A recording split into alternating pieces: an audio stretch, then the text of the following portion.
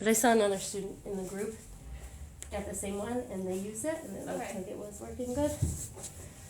These are like brand new. They're like $300 or $400. These are like $300. Oh my gosh. This is like $200. It's like a lot. That whole setup was $80, and it came with like 6 different sizes of this dye. Okay. And it came with buttons too. So it was like a really good deal if it works, but I don't know. I haven't tried it yet. I don't know if you can trust it. Yeah. Oh, there we are. Good morning, everyone. Oh, I can't see without these. My name is Kim. I teach upholstery. I'm with Carolyn today. Carolyn is a student of mine who has been working on this chair. Maybe you guys need to see my mouth real quick. When I'm close to Carolyn, I'll wear this. So I had a bit of a fever yesterday and was feeling pretty crappy, so we're taking precautions. But Carolyn is going to be finishing this wingback chair, and today we're going to get started with making the box cushion. She's already cut all the patterns for it, so we're going to get started right at the sewing machine. If you guys have questions throughout this whole entire broadcast, go ahead and leave them in the comments. I try to get to them. I don't read them live because I don't have the screen in front of me live, but I will pause between different tasks and try to answer them for you. Today we're working on a box cushion. I'm just going to flip this around and we're going to get started, and we're going to do it right at the sewing machine. All right, Carolyn. Time to sew.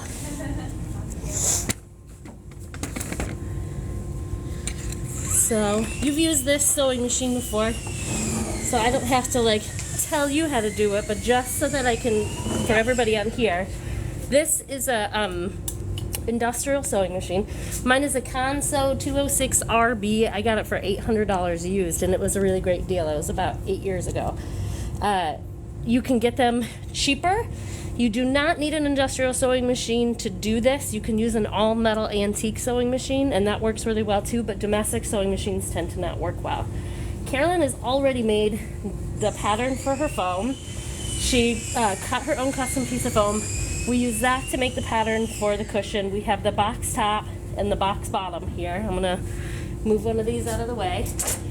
She's also marked the centers of the front and back. Now when we sew box cushions together, Carolyn, the reason why we do it the way I'm about to show you is so just like when we were upholstering your chair, everything is evenly distributed throughout. Sometimes if you start here and you work your way around, this piece is going to twist as you do it, because when you're sewing, one of the layers moves at a different speed than the other one, just slightly. So that can compound when you get to areas like the corners. So when you go to sew them together, the corners don't line up and then they look twisted on the side. And that is the bane of the existence of most people when they do box cushions. That's like the most difficult part, is getting those corners to line up. So the way that I've had you set this whole pattern up is so that we can actually sew from the center down to the side just a little bit, and then back to the center, down to the side just a little bit, and then we'll come down to the front and sew from the center up to that area. That's where we're going to see our fabric fold to hide the zipper. Remember we said it was going to do something like that? So this is the area that that's going to happen in. So you'll start to see that come together. This is brilliant for me when I learned how to do this. A woman named Cynthia from the Funky Little Chair has a great video on YouTube that I used to watch religiously before I ever started a box cushion, so that I can make sure I remembered. But this, I could never figure out the fold when I tried to do it in a circle. When you do it this way, the fold makes itself. And so you can just put it in place and it's not stressful and you don't have to like guess anything. So we'll start. We still have to mark the centers on the box panel that you've already sewn together. This is the part that goes around the front. This is the part that goes around the back. But they both need notches, just like the center back and the center front of your cushion. So we just fold this material in half. And just like we have done before here, we're going to make a little snip on the bottom and a little snip on the top. And then you're going to do the same thing for the front of that box cushion too. And ask me a question if you if you don't know what I mean by that. I'm happy to point it out. And the snip is just yeah, just a little bit of the corner. When you're done snipping that, well, if you could open it up, put your hand behind it so we can see what that looks like. So that creates like a little arrow so that we can line that arrow up with the arrow in the back of the cushion that's right here. Perfect. So one on top and one on bottom. These are the marks that we're going to use to line up with the centers on the box top and bottom when we sew them. If we do everything right, we don't have to pin this together because it's lined up from the center and it's moving out evenly to the corners. So if we do the same thing on the flip side, it's going to line up with the corners every single time. So if this doesn't work for you, Carolyn, I don't know what to tell you. Play the tape back. Right. You guys are watching this in real time, just so you know. Someone says, I've not done upholstery. This is interesting. Well, I'm glad you're here to watch. It's interesting for everyone involved. If you guys are here and you're learning something, some people come here every single Tuesday when I do this, so you know exactly what to do when you get on here. But if you've never been here before, what you can do to help me out, my business is teaching upholstery classes, is you can just tap the like screen whenever I remind you how to do it as violently as possible. Tap, tap, tap, tap, tap, tap, like that. What happens is a little meter shows up in the upper left-hand corner, and it'll, it's like a little pink heart, and it'll go all the way to the end, and when it gets there, it's going to throw you a party. It's fun for you. It's fun for me. It sends my content out through the For You page, not just here on TikTok, but also on Instagram and Facebook. So my content gets driven out to the people who are looking for opportunities like this. I teach people how to do upholstery, not just like to learn how to do it professionally, but to do things for themselves, to make cool stuff for yourself. What are you doing this for? Yourself? Professionally? To learn professionally. Yeah. Yes. So Carolyn has actually been taking classes with me not long, but you're in school for furniture design and woodworking, yeah? So you're getting the appropriate formal education for all the things that we love to do the most. That's fun. What are you going to specialize in? I don't know, but I love chairs, so I think I want to make chairs and upholster them. Yeah. Amazing. And I've already recruited Carolyn to be on my team when we're moving to get a dedicated space, not just for teaching classes, but I'm opening up what's like a tattoo shop, but for furniture. It's like a furniture modification studio. I was joking with my husband, we called it a chair salon. Like a hair salon. So many cute ideas. Anyway, so Carolyn will be joining me. So this is effectively, Carolyn is getting training. She paid for private lessons. When she joins me live, she gets a little bit of extra time. And we're training her how to do this. It doesn't take much. I will say most of my students who take these classes, every finished piece that has come out of here looks like a professional did it. So it's just a matter of taking the time, to do all the motions the right way. So this now, we have both of them done. So what we're going to do is we are going to put these face to face, just like this, and you're going to start sewing from here to this corner. Oh, have we done corners? We did. Yeah, we did these. Same concept as the welt when we did this. So we're going to sew from this to this corner. When we get to this corner, we're going to make a snip in this material to make a relief cut, and then we're going to pivot so that we can come back down in this direction. We won't have to crawl around the corner on this end, but we will have to crawl around the corner on this end where it's rounded. I'm just going to sew over this. Yeah, I would just go like an inch down. So we need this to come down this way, but eventually this fabric is going to come up and fold, and we don't want to block that area off. I don't know how much that's going to fold yet, so if you just come around the corner an inch, that'll be enough, but don't forget to do a back stitch. Stitch line. Yeah, this will go, so when you do this on the welt side, this is still just going to be lined up like this, and your welt is going to fit right into that double welting foot right there. So, Carolyn has done this before, so we're just trusting her. We're just trusting her to do it on her own. If you guys have any questions while you're watching this, feel free to put them in the comments. I'm happy to answer them. Carolyn will probably ask questions too, so speak up if you have a question to piggyback on hers. Wait, so this is the... Oh yes, and I also forgot the 1/2 inch seam allowance. Yeah. So on the back of it, you don't have a welt, Right. so you don't have a guide to do that. Right. But I have marked on here, I have marked the 1/2 inch mark there. This edge of the tape is also 1/2 inch. But this really cool tool is a magnet, and it will push against it. When you get to the batting side or the welting side, you're going to want to remove this. This isn't going to be effective anymore, but go ahead and lift your presser foot up real quick. It looks like this side is just starting to come a little bit loose. So that just rides right up to the edge of there. That'll hold your fabric down. And then when I first start, my very first stitch in the middle, I don't do a back stitch, because when you come back and do this, you also have to do a back stitch. And sometimes when you back stitch too much in the same point, it might catch a little bit more here or there, and it'll put a pucker in the back of your cushion. Now, if it does, it doesn't matter. Nobody's going to see it. It's in the back of your cushion. But I noticed that that was what was happening for me, and so to prevent that, that's what you do.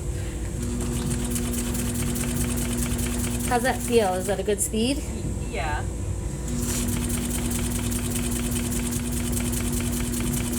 I'm going to come over on the other side so I can get a little bit lower. So we're coming right up to the corner, and Karen's going to demonstrate whether or not she retained any information from last class. This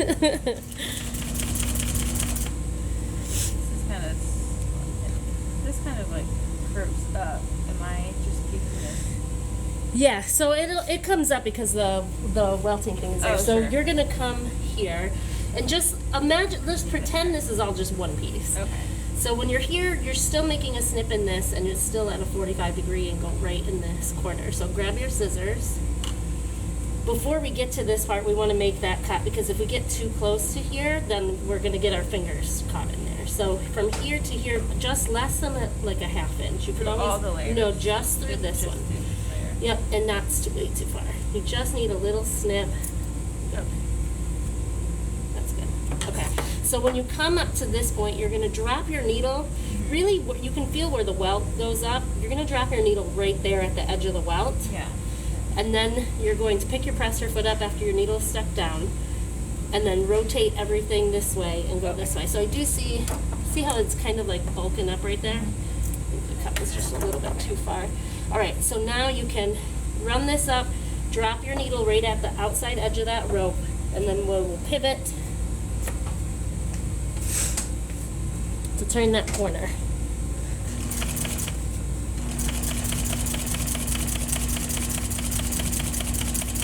So you can also get rid of this guy now. You still have that guy to see, but this is going to be in your way. Feel for that welt. That's where you're aiming. And you can, if you get close and you get nervous that you're going to go too fast and pass it, just walk your needle to it.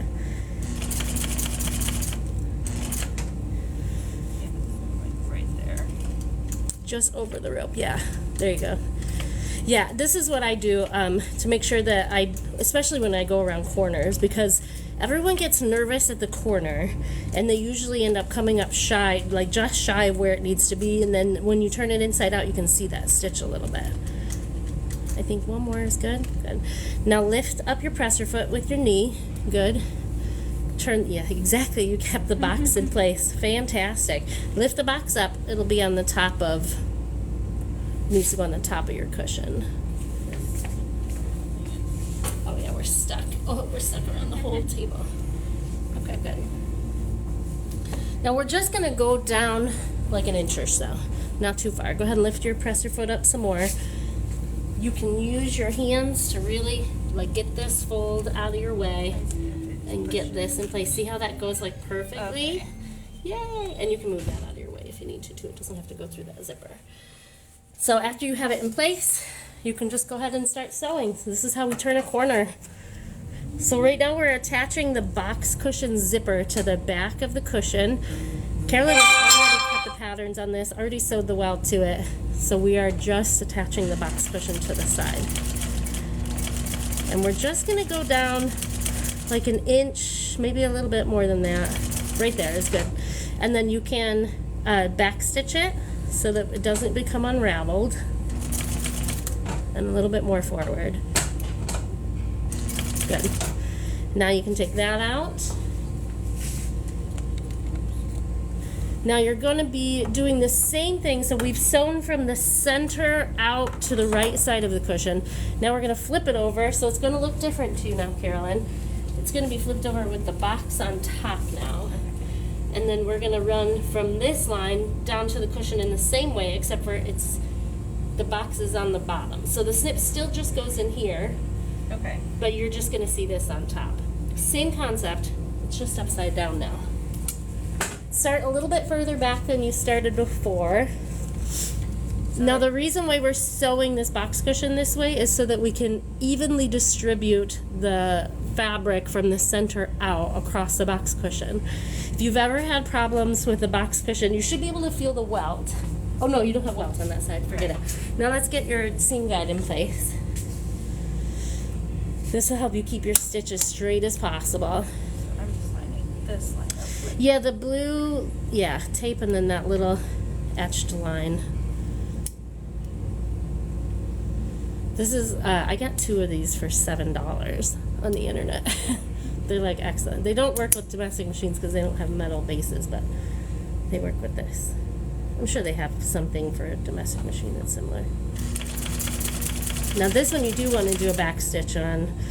Yeah, because we didn't do one the first time. So just lift your needle. We'll just go back, like, lift your presser foot now. Take your foot off the pedal so you don't get your hands. And just go back to where you started. If it sticks, then you just got to manually move that needle until it moves. Okay. Good. So we'll start off, go ahead and put your guide down on top of the fabric. There you go. Now you can go. So we'll do a back stitch first.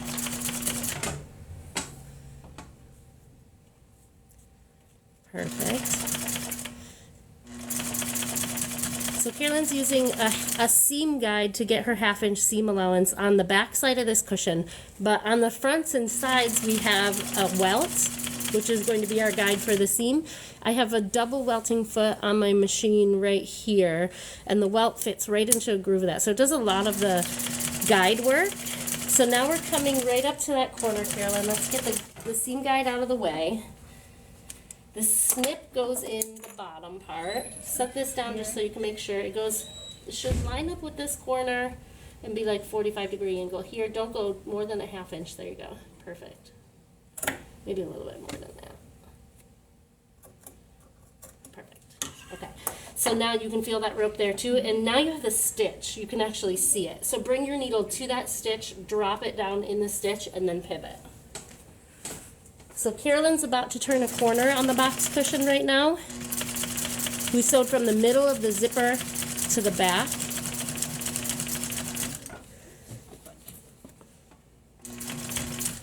Look at you, brave, full speed all the way there. Brave or dumb? No, I will say, hold on one second, because I want to take a look. Check out this here. So this went, it's a straight line, but the curve on the back of this goes like this. So we, at one point, missed this curve. So we have to back this up a little bit so we can follow it that way. And what I want you to focus on until we get to the end is keeping this edge lined up with that lip. That's why I have that so close to the foot, so when I don't have anything that I can see, that it'll be right there. So we'll back that up to about here. And you'll have to do a back stitch there too, because we started a stitch over. So I don't know if you guys can see on the end here, it just got a little bit wider. This stitch was supposed to follow up to the corner, but she was very confident about getting to that stitch, so her eyes were on the stitch. We were just going straight for it. Very straight stitch though, I'll have you know. Straight as an arrow. If you guys are here and you're learning anything today, all I ask that you do while you're here is you tap on the screen as violently as possible.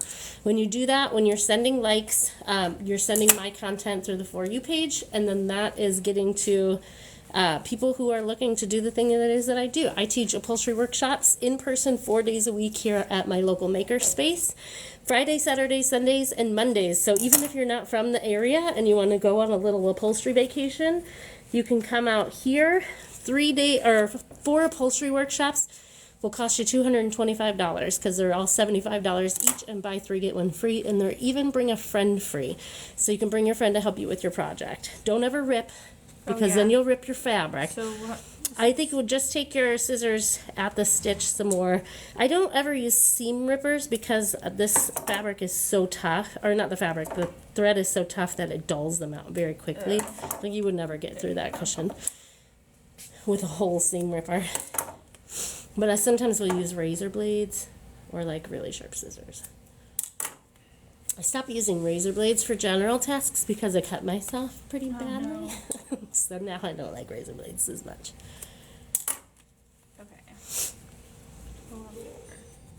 Yeah, I think that looks good. So when you start, just make sure that you're doing that back stitch and keep the edges, the outside edges of the fabric lined up with the little groove on the sewing machine. I don't know if I can get closer to this.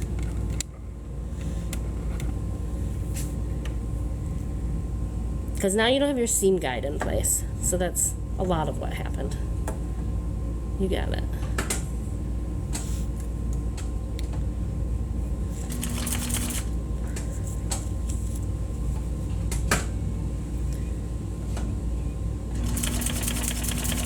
So we're watching the seam guide etch mark, and we're getting ourselves all the way to the corner. We're going to drop that needle down right where the stitch is in the corner. You've already snipped it, right?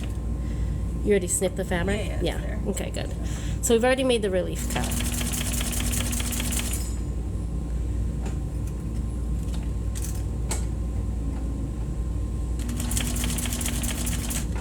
You got it. Good. Perfect. Now lift your presser foot. The box still stays in the same direction. That will still go straight. The top will be what turns. So it's still the same except for now it's on top, right? And so then you have this fold that's under here that just kind of needs to be moved up and out of the way so it doesn't double over itself. And then just line this back up. You should be able to feel that rope pop right into that guide. And drop your presser and just come to about there. So we're almost done with the back zipper panel.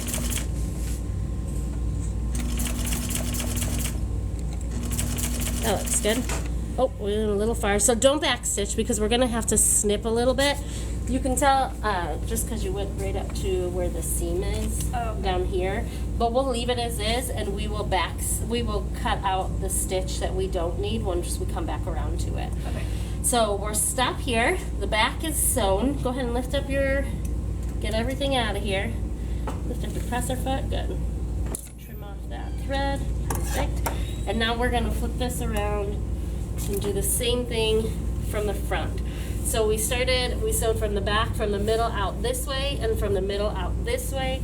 And now we're going to do the same thing on the front, lining up these guides and sewing from the middle out this way. This time we're going to come close.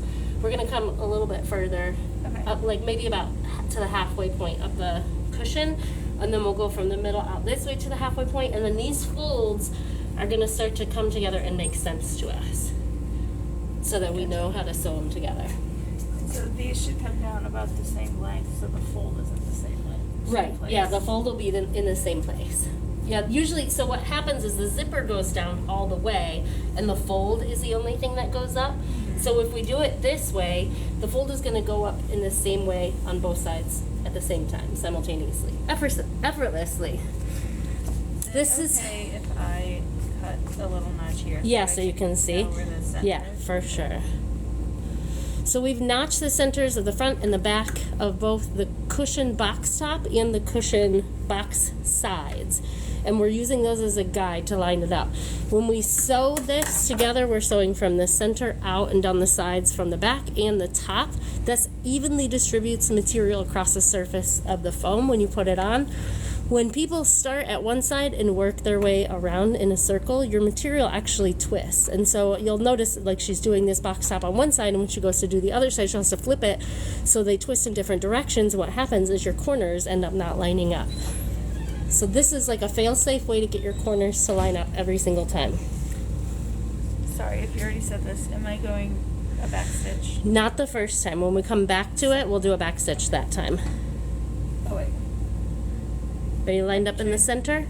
Double check these. Yeah, but I'm gonna sew this way. Yep, you're doing it right. So now you're on the, now you have the welt, Yeah. right?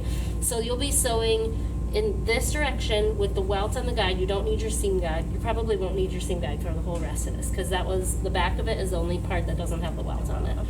So your goal is to just sew tight into that rope, just like before when you did the welt to it. You want it as tight as it was before because if not, you'll be able to see that stitch on the top. One day, you'll be able to sew all of these layers together at the same time. Yeah. Do you believe that? Yeah, I believe it. You'll notice Carolyn's not using any pins. This is her very first box cushion ever. You don't need pins when you do it this way. Pins will actually restrict you because they hold the fabric into place. And you'll notice because the fabric moves at different speeds when you sew it through, like the top fabric slips in a different way than the bottom fabric. They don't always end up lining up. So this is the best way to do this. If you put pins in it, you end up having to take them out and the fabric moves anyways. Pins is an extra step you don't need. So what's the plan, Carolyn? Notch this? Yes. Okay. At the 45-degree angle, right at the corner of the cushion. I move in just a little bit. Don't pay attention to the welt one that you have underneath. Oh. Yeah, just go aim for that corner. Perfect. I can't tell if I'm sewing into the welt right now. It looks like it. Oh, into the rope. It looks like you're sewing towards the edge. Let me feel. Bless you. No? Well, it is on top of the welt now. So go ahead and lift up your needle. We'll back it up. It started to get there right about here. So back it up to there and then we'll start again. That can happen. You can, when you flip it over to do the other side, you'll be able to see the stitch, so it'll be much easier. And Lisa Ramsey of Ramsey House Upholstery is on her way too, so she'll be here to answer questions if you guys have them. Today we are making a box cushion for, I'll show you her chair. Sorry, Carolyn. This chair. This is Carolyn's first chair. It's a wingback chair. She's doing a great job. Today we're finishing the box cushion. We also have to put some buttons. Some buttons in this area because after we upholstered it, that edge roll started to slip back because it wasn't attached all the way. But if we put buttons in here, it's going to hold that in there with tension and it'll be great. So she's making the box cushion for this, and we're going to finish the back here. And so you might get an opportunity to see how ply grip is used as well here today. And then we'll sew the welt together and we'll glue that on too. We don't know how far we're going to get today, but you're doing great with the box cushion. Yeah. That's going super fast. Backstitch a little bit. Yeah, you want to backstitch this so it doesn't unravel right there.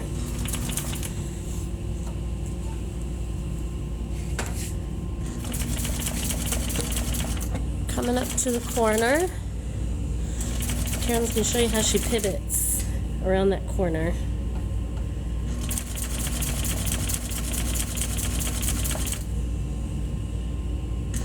Did you have any sewing experience before this class? Basically no, like maybe a day with my mom just getting ready for class. Oh, you prepped. Nice. Do you think it's hard? I think it's hard but not impossible. So this is the corner where we have to get around that curved part of the rope where the radius is. And when we do that 90-degree angle, we just like pivoted. But here we have to walk it around this rounded edge. Can you see it right there? So get this side in place. That's what the cut is for. Then you can lift up your presser foot. And we're going to just kind of put it on a diagonal so that this is now a straightaway. Then you can walk your presser foot all the way down, tight up against that rope. And see how I'm just shifting this a little bit at a time? And it's got this weird little corner on it too. Until we get to the other side of that rope. I think one more. Go ahead and drop it. Put this back in place, lift up your presser foot, and then we'll shift this just like that. So now you should be able to follow this rope right up like that. Can you see it? Can you feel it? Yeah, I can. Sorry, I'm going like halfway, like here. Yes. Okay. Yeah. See how this is already folding up? Yeah. Here.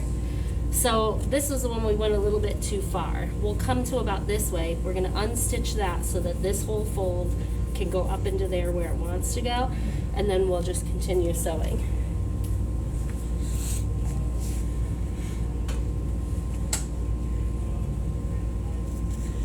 If you guys are here learning anything, just tap on the screen as much as you can. typically we've been getting anywhere from 25,000 to 100,000 likes on these lives. We've got from now to about 2 p.m., 3 p.m., who knows? Who knows how long this is gonna go. Did it come out? So what I can see is that you're not close to the rope anymore. So go ahead and lift your needle. We can just get back on track. Lift up your presser foot. We don't have to undo the stitch because it didn't come into the rope. Okay. Right. So we can just come back up here where we lost track. Go ahead and drop it. And just try to feel for that rope, because this kind of goes on a curve where your cushion like pattern is curved. So just feel for the rope and try and keep this guy right next to, as tight as the rope as possible. I have a welting foot on my machine, which makes it easy to keep the rope in there. Starting to get a little bit. There we go. You got it.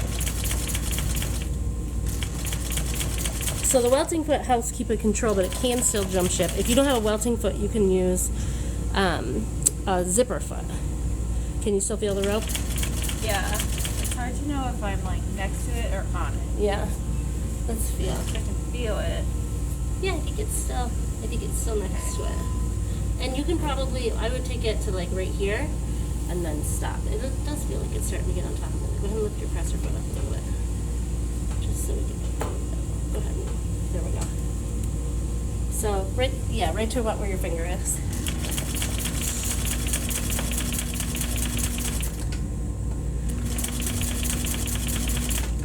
Perfect. Okay. Do a back stitch, just so it doesn't become unraveled. And we're gonna just do the other side now, and then we'll do the folds last. Okay. Let's open it up and take a look and see if there's any fixes. Nope. Look at that. That looks great. We can go back in and take the extra. These were from your stitch that you removed. That looks awesome. Nice job. So now we go from this center, from here to here, and then back around, stopping at about the middle. And a back stitch in the middle when you get there.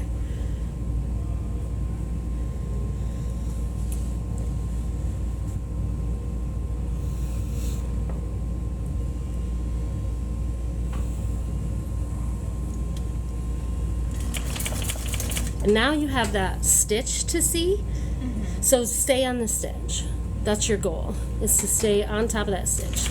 Because if you don't stay on that stitch or tighter, you'll see that stitch on the other side. Is that easier? Yeah. Infinitely easier. Yeah. So, you know, you'll start to get the feel for it because you really have to feel that welt to know exactly where that is going to drop next to it. Yeah. And so it's just a matter of repetition. So before you get too close, make a snip. The snip goes in your box side, not the top. The part that turns the corner. Yep, there you go. Perfect. And remember, we're going to walk it right near the corner, and then we have to walk it around that curve. So stop, I'd say, right about here, right till it starts to go in a curve, and then we will turn it on just turn it just a little bit so it can go straight down here, and then turn it more so it can go down the other side.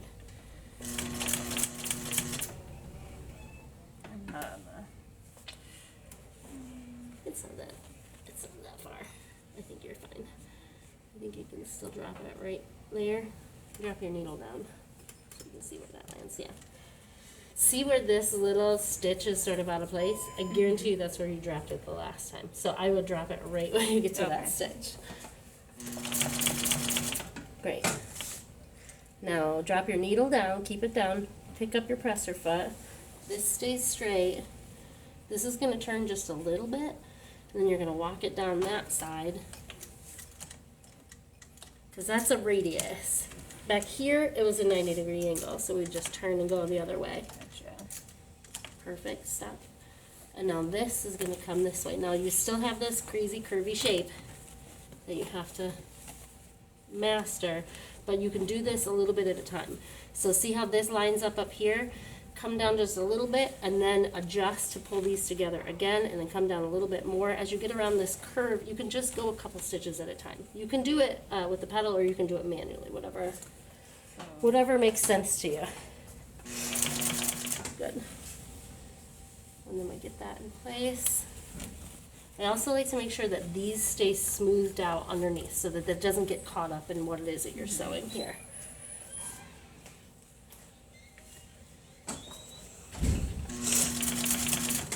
Let's get closer to that stitch. Lift up your presser foot. There we go. Go ahead and drop it. Can you feel how close that is now? Good.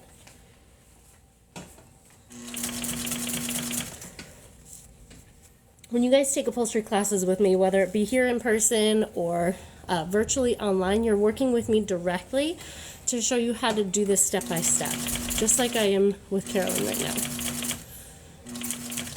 That looks good. Remember, keep those, I would focus on keeping the edges together closer up here than down there, because you can do this just a couple inches at a time. Okay. Ooh. Lift up your presser foot. Oh, your needle should, sorry. Your needle should always be down when you stop sewing. There you go. So if you lift up your presser foot, you have more control over this fabric. You might not be able to get that right there, but that's going to be fine. That's not a huge deal. Okay. And let's get close to that stitch. Perfect. Good. We're almost to the halfway point.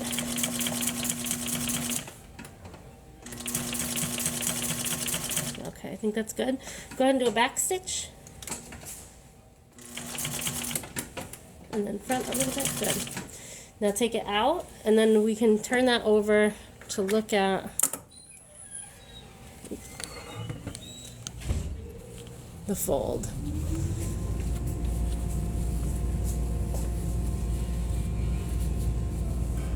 Nice.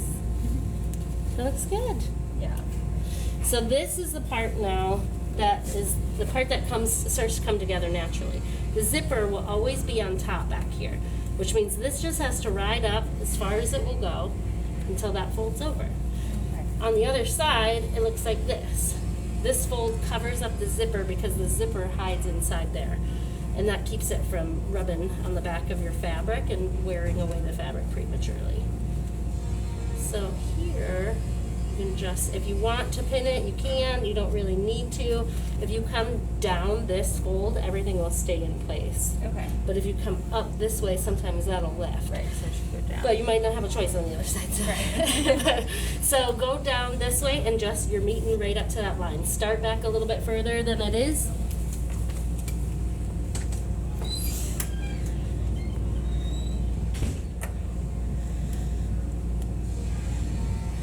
And if you're catching this live now, but you can't savor the whole thing because this does go all day, then you can always catch a live replay on YouTube. I do uncut replay live, so it is not like neatly cut into bits and made digestible for you. You have to sift through all of the content to find what it is that you're looking for.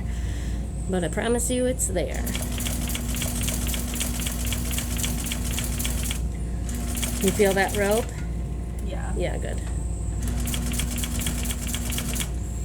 Now, I'm going to show you what has happened.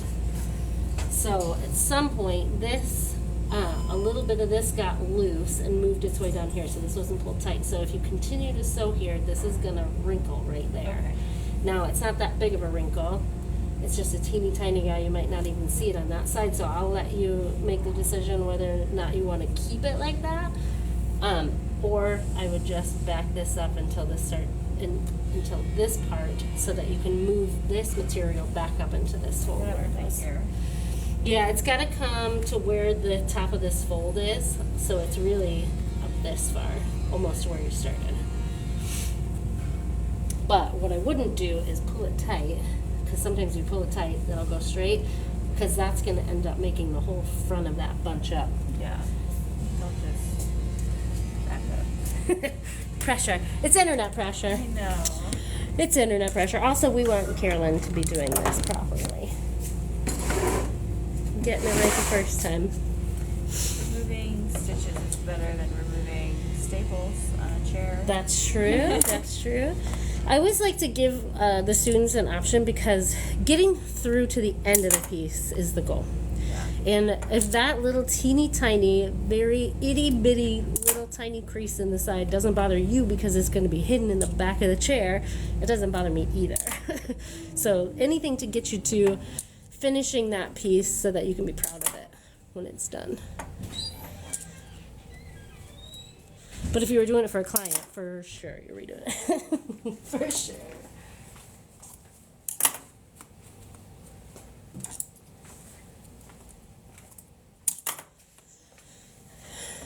A lot of getting good at upholstery is just redoing the same stuff over and over and over again.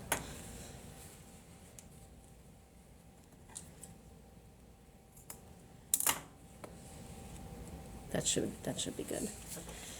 So now what we'll want to do is from this side just push up, like line it up, but I'm like pushing it up as I go, and then get this down in place. I'll let you do that.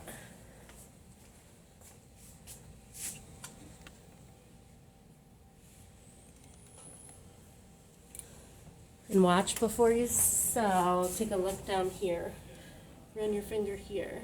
If it's coming back up like that again, then you need to just push that material back and pull this one down a little bit more so it sticks. I think that's good. See how it feels like nice and kind of tight there? That's what you're looking for. Don't forget to back stitch when you start.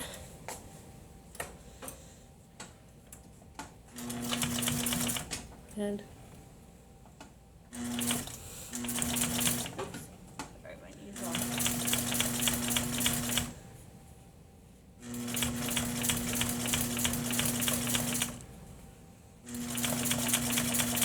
Now that fold will stay in place when you go to do the other side. You don't have to do a lot of guesswork about it then. So it makes it a little bit easier. Should I back stitch? Yeah. Okay. Nice. Before you sew, make those tails a little bit longer on your threads. Just pull those out a little bit more because those are short and they might get sucked back up in there. If you lift your presser foot, I think it loosens them up too. Great. Oh my gosh. Teeny tiny little string.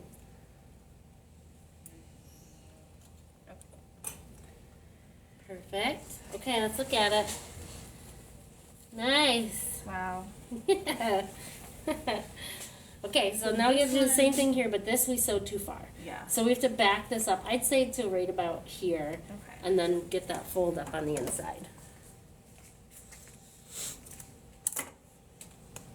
So we're almost done sewing one side of the box cushion to the back sides. And the next step is doing the same thing that we just did to the front side of the cushion. And then we'll dry fit it to the foam. If you guys are joining for the first time, my name is Kim. I teach upholstery. I'm teaching Carolyn how to make a box cushion today for this wingback chair, which is almost done. This is her first chair. I teach in-person upholstery workshops 3 days a week at my local makerspace, and I teach virtual workshops 2 days a week at my local makerspace. So this is something you want to learn. This is how I work with you. If you are into what it is I'm doing with Carolyn today, this is exactly how class works, even on virtual classes. I'm working with you directly on your project and walking you through step by step to make sure that you do it the right way, or as close to the right way as we can get. So here, so you could always sew this way so that the fold is going down, and then you can see the stitch, so you can follow that. So right now we're moving this bit all the way up into this fold. I'm just kind of holding it a little bit taut and then folding that down. Well, doing it this way would be harder to see puckering, like last time. Maybe, but I don't think think it's gonna. I don't think it's gonna pucker. Okay. I think it's in the right place. Okay, so we'll start up here. I would, when you get close to this bottom part, just flip it and check and see what it's doing, because you'll know it's going to push that extra material down to that point. So you'll know, you'll be able to see it. I would just make sure that you're keeping all those edges lined up as you go. And I think this can come over a little bit this way. Go ahead. So you're following this stitch line. You want to stay right on this line, because if you sew next to it here, you'll see this stitch line on the top.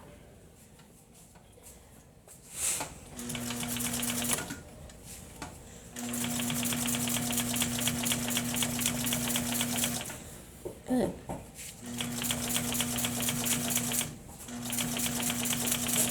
It's like Mr. Rogers' neighborhood. Hey. Lisa's here.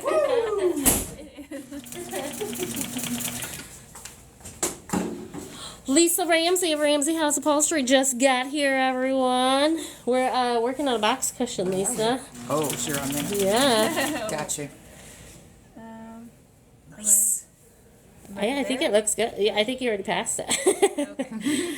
So just do a back stitch. Don't forget your back stitch. And then, oh, that's okay. I think we were. Did you already snip it? No, I think it's. I'm wearing a mask for precautions. I don't feel sick or anything anymore. I think it might have been allergies last night. Yeah, they're horrible right now. Yeah. Teacher, if I grab something, I'm bringing it in out of my But cabinet. not at all, please. Okay. Okay. How did it go? I think it went well. Yeah, it looks great. So we got the whole side on. Wow. That looks really good. Nice work. Ready to do it again? Other side. Other side. So flip it back the way it was, and you're still doing face to face. We'll start at the back of the cushion where the zipper is. You can put this down first. So this will go this way. This, oh, we didn't put a zipper on. Hold on a second. You have to put a zipper on. That's how I do it. I do this with every project, so it should not surprise anyone. Need my zippers. So before we sew the box, we're gonna put the zipper on, but we'll have to go back and sew this again because we have to open this up to put the zipper on. So unstitch from here all the way to the other side of the zipper. Sorry, that's my bad. No, If you knew how often I did it. No, you shouldn't know. Why would you know? You've never done this before.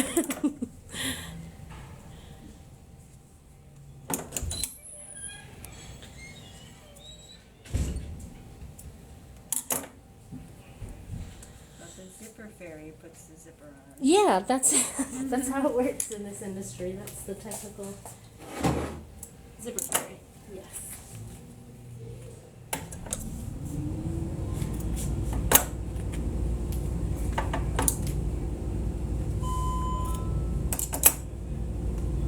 Okay.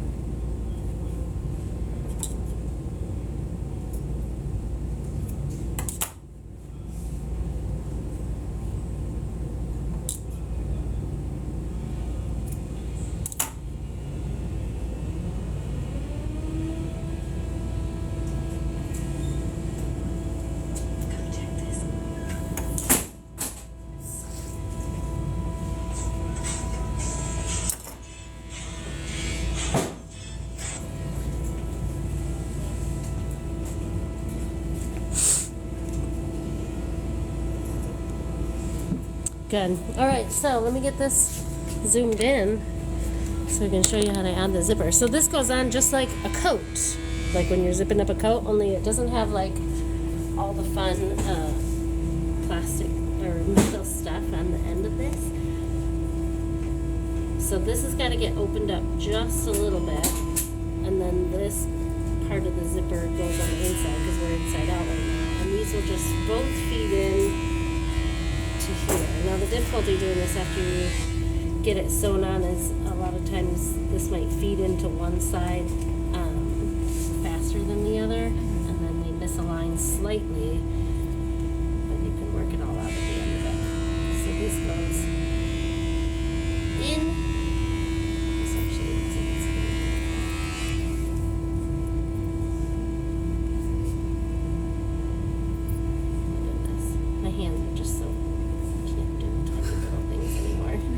zipper threading is. See how that kind of looks a little bit off? Yeah. So you have to like work with that. Kind of try to get it on as even as possible. This is good.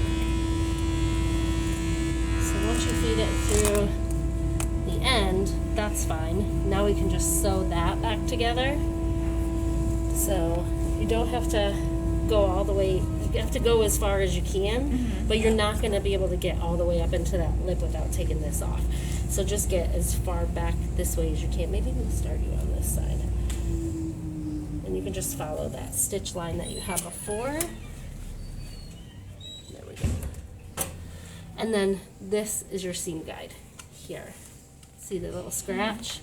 That's what you're following, but if you keep it on that. Well, before we do anything, I don't think we... Oh yeah, we're not threaded. Yeah. So, Lisa, what you can help me with Yes, what would you like me to camera do? work, Yes. because I am never, ever, ever in these videos.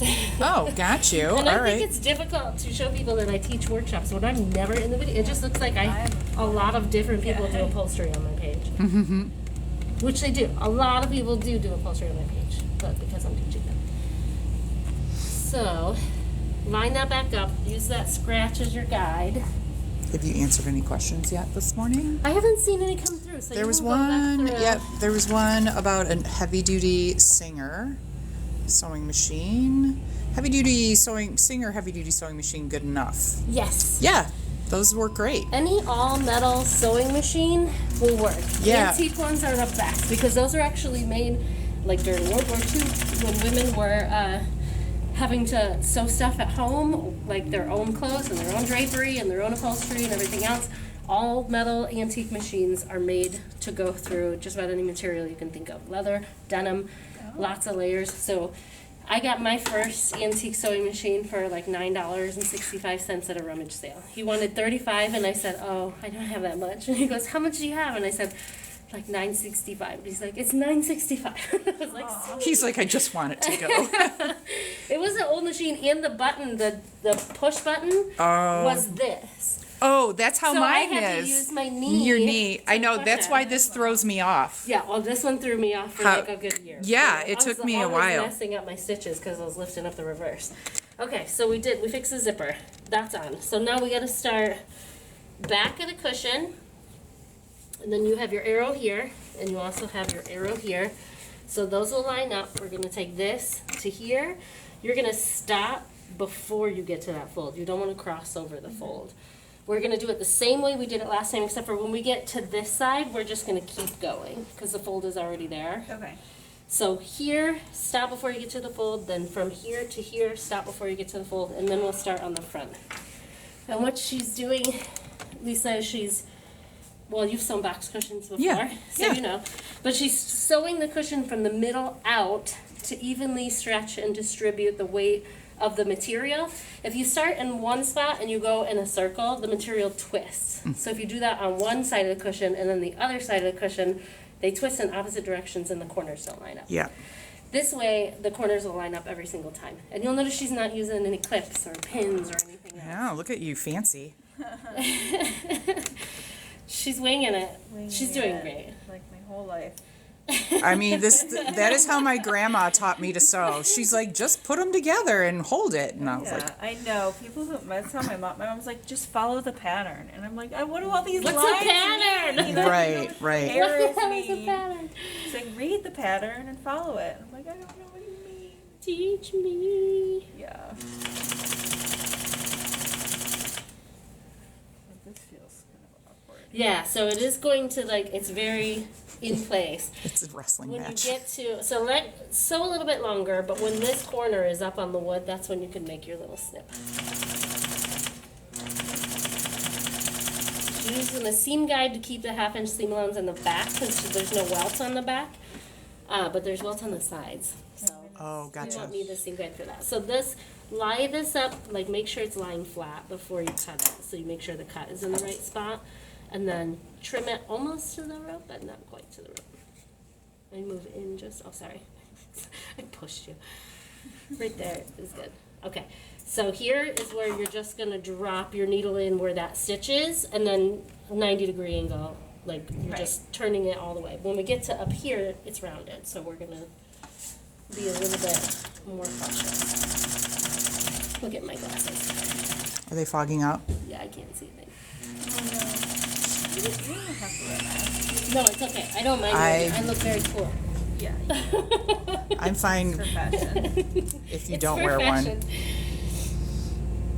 Well, I just, I know when I worked in corporate America and anyone came in like coughing and stuff, I had 5 human beings in my house. And we don't get sick at the same time. We get sick one right Yeah. after another. Yeah. So like that means we're all getting sick because someone wanted to like tough it out and work through it. So this you'll stop just like right here. But lift this up. There you go. Can you feel that rope right there? And this will stop before we get to this fold. We'll just stop it right, like just give yourself another inch and then do a back stitch. You wore your I wore Tuesday green. Live shirt. I did. I wore my green today. I didn't even get to say hi yet. I Lisa didn't has want a to jump uniform in. she wears on. Well, will we say hi? Oh. She's doing boring stuff, we go. anyways. Oh, Hi. we're zoomed in. Wow, that's very close. Ooh, is that close? Oh, sorry. Hi. I'll be less aggressive. So Lisa is here. Lisa's with Ramsey House Upholstery. Lisa started her business about almost a year Yep, after about you a started year taking ago. classes. Yep. She has done workshops with me for a little over a year now. We're working on some projects together on a sponsored student project.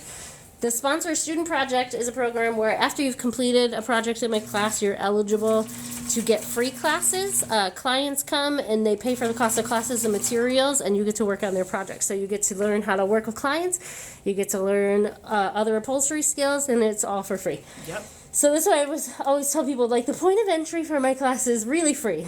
It's It's not like you don't ever have to pay for a class ever if you're here pulling staples, volunteering to do fun stuff, all that. Right. But you do have to take at least one class to start a project Oh, gotcha. in order to be eligible for that sponsored student program. Did we do it? Did we miss it? Where am I going? So you've already. Did you already the pass folds, it? Yep. Yeah. So Oh, I was supposed to just go to we're the pool. supposed to just go to right here. Oh my gosh. But that's Sorry, okay. I was listening. That's okay. I just want to make sure. I was just. Sorry, we're distracting you. This actually looks like it's still lined up, so the fold stayed in place. Yeah. So you moved it into where it needs to be. You just jumped ahead. Okay. You can stop there, because we're gonna sew from the middle out, and if we get any bagginess here, then we can unstitch this thing, Okay. but we won't unstitch it unless we have to. So we got that side done. When you come around this side, stop here, Okay. right there. So, wait, come around this side Yep. So now we're gonna do the back for this. Okay. on this side. So it's always the backs first and then the front. Mm-hmm. Because the zipper has to sort of get nailed down first so that you Okay. know where this is going to go up. I mean, you could really do both if you Yeah. know where to stop on both places. You But- could do them either way. It makes your life easier. For me, But it also, makes it's it easier to, if you need to do a little easing in, it's easier not where the zipper Right, is than if you're trying to do it because the zipper Yeah. And fights I with never you. just, all these years of doing this, I never know where this fold is going to end up. Either. Right, So I just right. get around the corner and then I make my way this way and then I know. Like I And can then you're see it like, come oh, together. here we go. Mm-hmm. Yep. It's going to come together in the same spot every time anyway, so.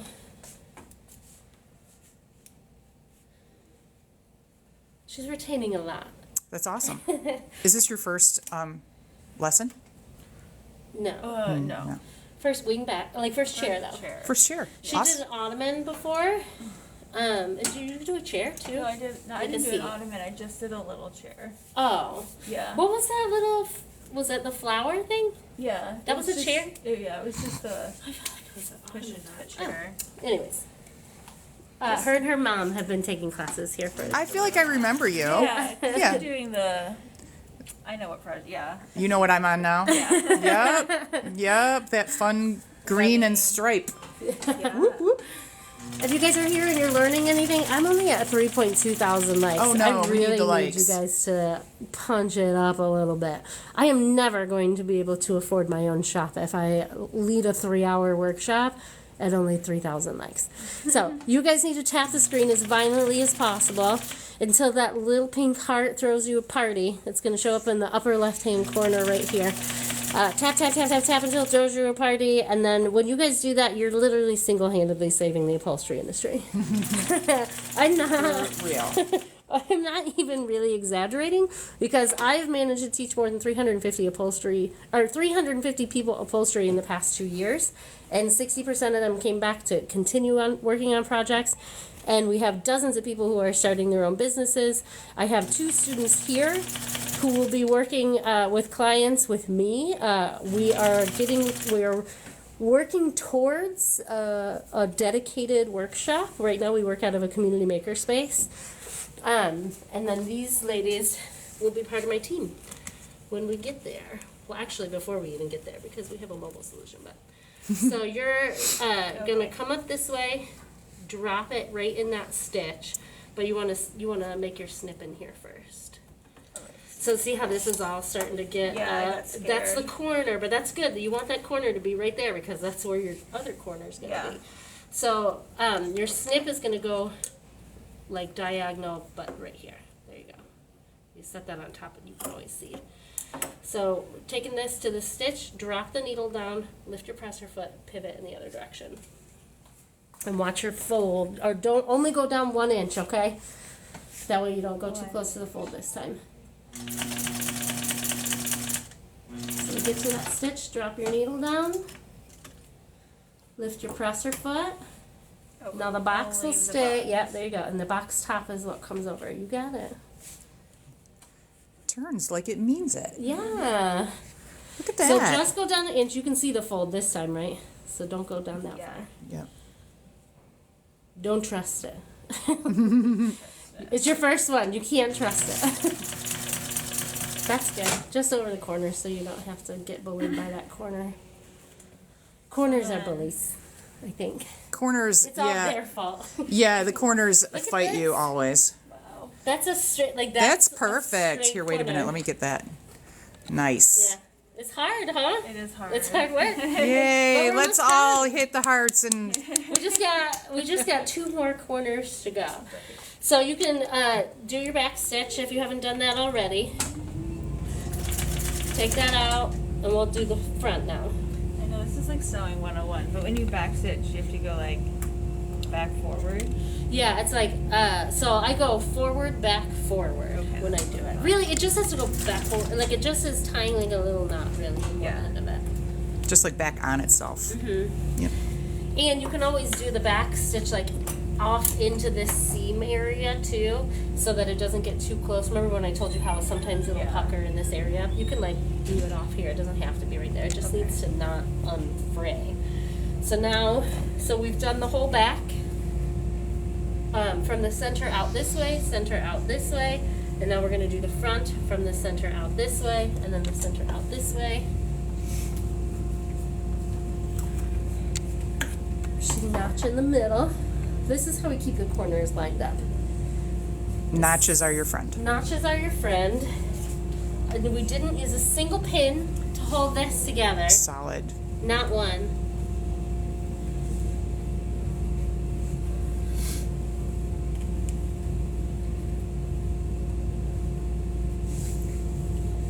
Now this is where we come to the corner. Now we've got a radius. So we still make our snip, but we have to walk it around that rounded edge.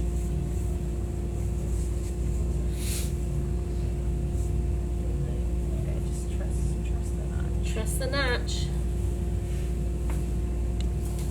Trust the notch. Trust your first time notch. That's right.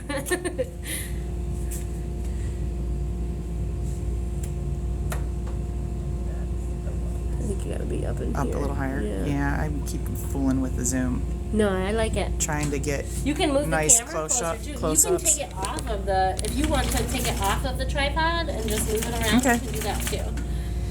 Thanks for your assistance today, Lisa. no problem. Sorry I was a wee bit late. That's okay. I thought that I was going to be canceling today. I canceled last night's class because I was feeling so crappy. Did you? Oh, I thought for sure it was COVID. It wasn't. no, it's the pollen. It's the pollen.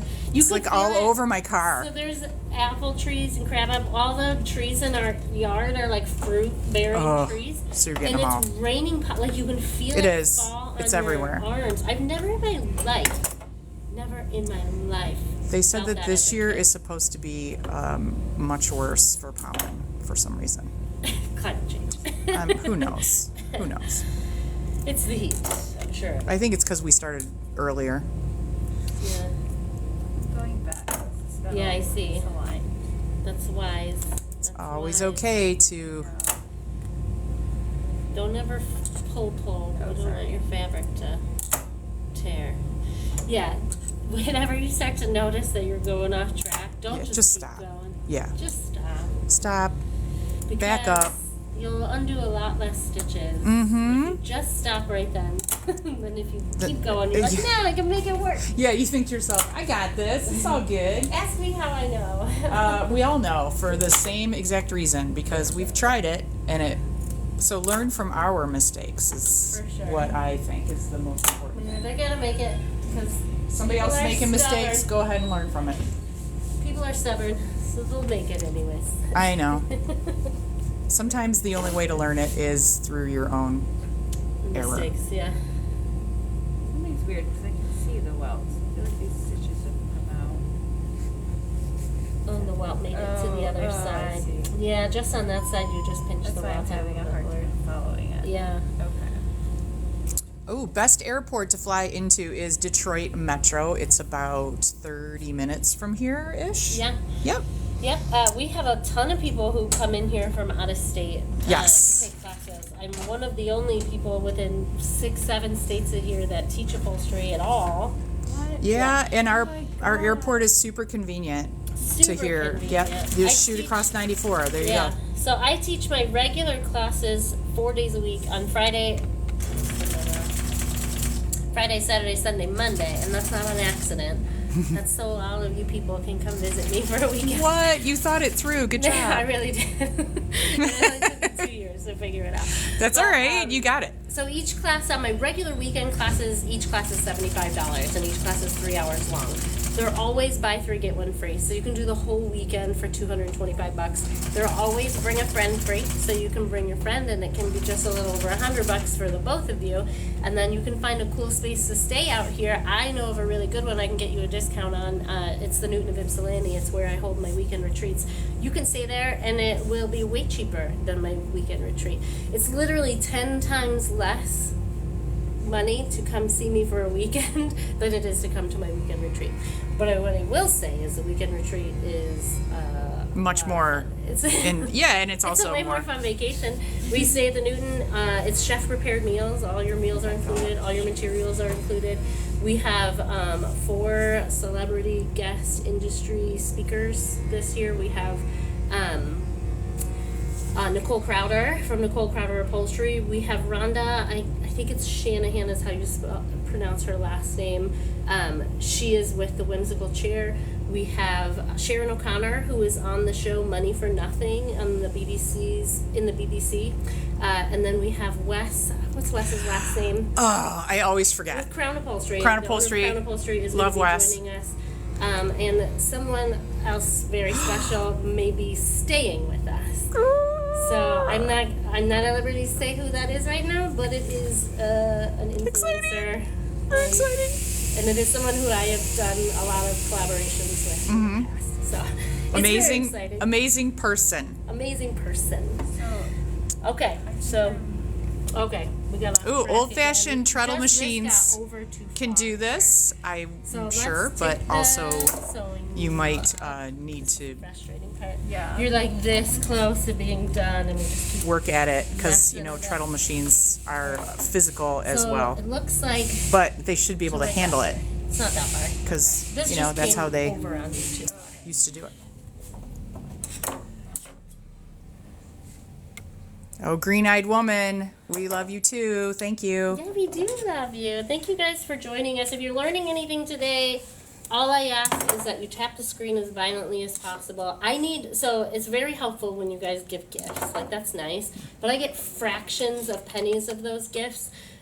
So like, if you guys are just gifting, like just doing gifting all the time, I may only make 4 cents, like on that whole entire deal. It's like 0.001 cents or something per gift that I get. It's So- definitely not set up for the receiver. No, it's set up for set up for TikTok the to make vendor. money. Although I will say, I really like when they like put stuff on my head. I think that looks really cute. Yeah. You can get a crown.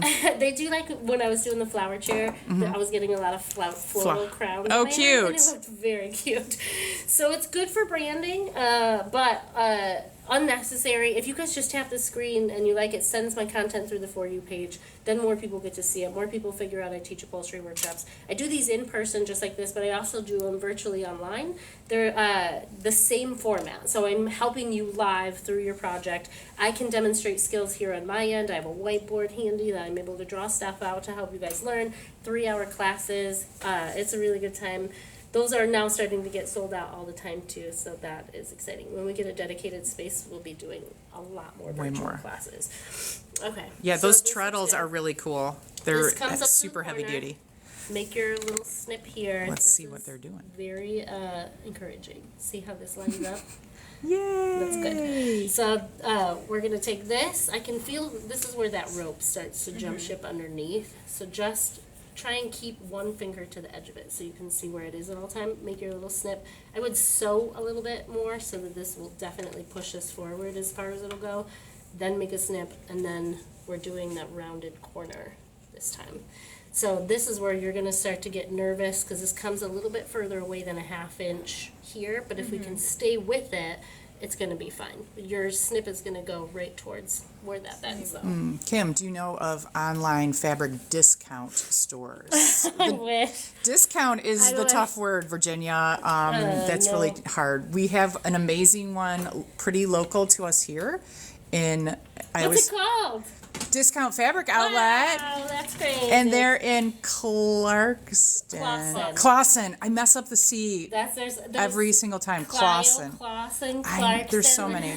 So it's CLAWSON. If you were in the area, that's a great place to It's check the Metro out. Detroit area, so Yep, if you're Metro flying Detroit. in from Detroit, you might as well just get in. Yeah, you might as Uber well. and get yourself over there. Yep. I will say, if you're coming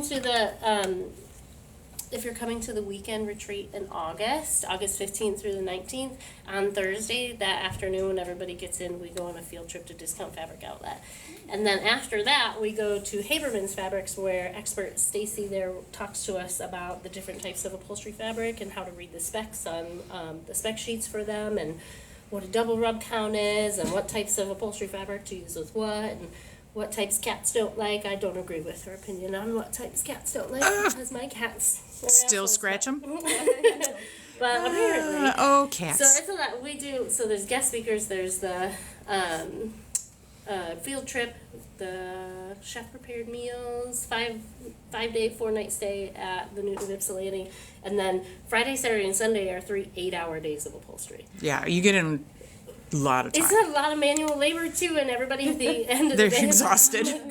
So I'm always like, I cannot stay up like past 9 o'clock with these people if I have to teach class like at 9 a.m. in the morning. But they're Right. like I don't. Nobody is staying up. Everyone's like, okay, it's Am I bedtime. notching on this one? So you're notching the box top. Yep, correct. Let's get it all the way over to the edge though, because your measurement can compound if it's not where it's supposed to be. And then see where the corner is here, because that's moved a little bit from where that is. Your notch is actually coming right for that corner, so it's a little bit bigger than perfect. Yep. So follow this down till that corner starts, and then we will turn it a little bit so it can go down that straight line, and then turn it a little bit. Remember we had to ease it around that spot? Okay, you got this. Get this out of your way though, that's what's gonna be troubling you. And just keep your edges together. Yeah, so online fabric. I get a lot of fabric on Etsy. Etsy's a really good place to get fabric. They have vintage fabrics too. So sometimes, because we have it set slow for students so that they don't go crazy, sometimes it doesn't get enough momentum to go. So just move it with the needle. Yeah. And get the needle back up to the top, and then it'll give it momentum. I think one of my best tips you gave me was around the corners, just use the wheel to turn it Yeah. and work it around so Yeah. that, That's what I've got her doing too. yep. So, lift that up. And then this. So first we've got to walk it around this corner. Can you see it, the rounded corner? Because that's a rounded radius. At the other side we had to do a 90-degree angle. We didn't have to do all that. I think one more. I'll get you. Okay. drop it, lift up your presser foot, move all of this back into place, and then you can get that turned around in this direction. Now remember, this rope curves this way, so you're still following that edge of the rope. You might have to walk it down to this part. Go ahead and do one more stitch forward. Virginia, yes, there is cord in there. It goes around the sides and the front, Yes. not across the back. And it works really well with a welting foot when it's straight. But right now we're going around a corner that does this, Oh, like gotcha. this. Yeah, it's kind of curvy. So because Carolyn is new, we're having her just walk it, manually walk that needle, because the goal is to keep that needle as tight into the rope as possible, so that you can't see the stitch from it after. Okay, so my sides are lined up here. Yeah, so just do a little bit at a time. Don't worry about any of this. Just like from here to here go, and then from here to here go, and then from here to here go. Yep, and then you can just keep moving it as you go. You don't have to pedal to the metal, just go. Right, you can, You can stop, start. Like, do what you need to get it in the place where it is. You can be that driver that you hate to ride with on the freeway because they The brakes. pulse on and off, but it's fine on the sewing machine. Yeah, no, that's the idea. That's exactly how it should go. That's how you do it on the sewing machine. Isn't Lisa great at this? She's perfect for the internet. You're perfect. Hearts. That's awesome. Look at that. That's all tight in there. It all fit that curve. We're at about 5,000 likes, so if you're learning things and there's stuff that you're enjoying, 'cause how could you Here is not? where Carolyn's that doing fold is amazing. coming together now. Go ahead and just tap, tap, tap. So you can Let me just- see if I can get my finger up in I'm pulling that there, kinda up in tight so here, it stays there. and you're gonna And see then a right big on little top. heart And come then out. hold So if you back. just keep hitting You the can screen, it's readjust gonna tap. once you Ooh, get look, my closer finger's to not. this, 'cause you'll There be we go. able to just tuck this in as you go. That's This part it. I makes see it them much coming easier. now. Perfect. Yes, that's what we like to see. The flow. Hearts. That's right. We want the big hearts flowing up to the sky. That's How's perfect. this private lesson treating me, Carolyn? It's not so private. It's not. It's not so private today. It's okay.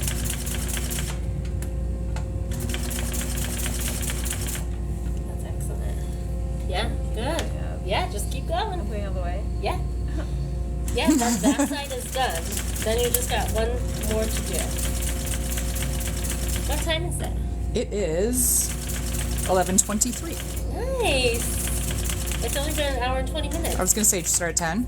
I usually will book, like when I give estimates, I'm like 3-4 hours for a box cushion. Oh, for gotcha. sure. Look at you. Well, I already did 3 hours. So, Right, we did yeah. we already did plug in some time. Gotcha. To the front, the top and bottom. Gotcha. But you're not far off of my time. No, you're doing not at all. great. And you're learning the whole time. Yeah. So look at our corners. That's the goal. Like, Bring it down if this this was way. twisted, it would look twisted. But this is straight. It's like a straight fold. Gotcha. Can you see it on the Let me. camera? Yep. There. Look at that. Nice. Same. Same. We don't have that one done, but we have this one done. Beautiful. How exciting! And hot Okay. tip, check that every time you're Every time. every time you come to a quarter, check that so Double that you check. don't have to backwards. Right. Because we sew in quarters, it's a lot shorter of a distance to unsew. Yes. Unstitch something. Yes. If a quarter is not right. Get Robin your would like to seam know guide what tip. stitch length do you use? Oh, I don't know what this one is. My machine has all of the bits are like rubbed off. Oh yeah, the markings are kind of rubbed off on here. We can look and see if, do you have something sewn that we could like look at it? I can't see. I can't even see it. I don't know, Robin. I'm sorry. This is like what What do I you so feel I like? rarely ever change the stitch length. Right. This is the knob on my machine that'll change the stitch length. If you do it right, it goes up. That makes the stitch length wider. This makes it smaller. I'd say it's about halfway between the widest and the shortest. There This you is go. my That's default standard. that's accurate. Really. Yeah, it's about half. It's what about is it? What's halfway. that? If this had like 6 different stitch lengths, it would Right, be yours about 3. Yeah.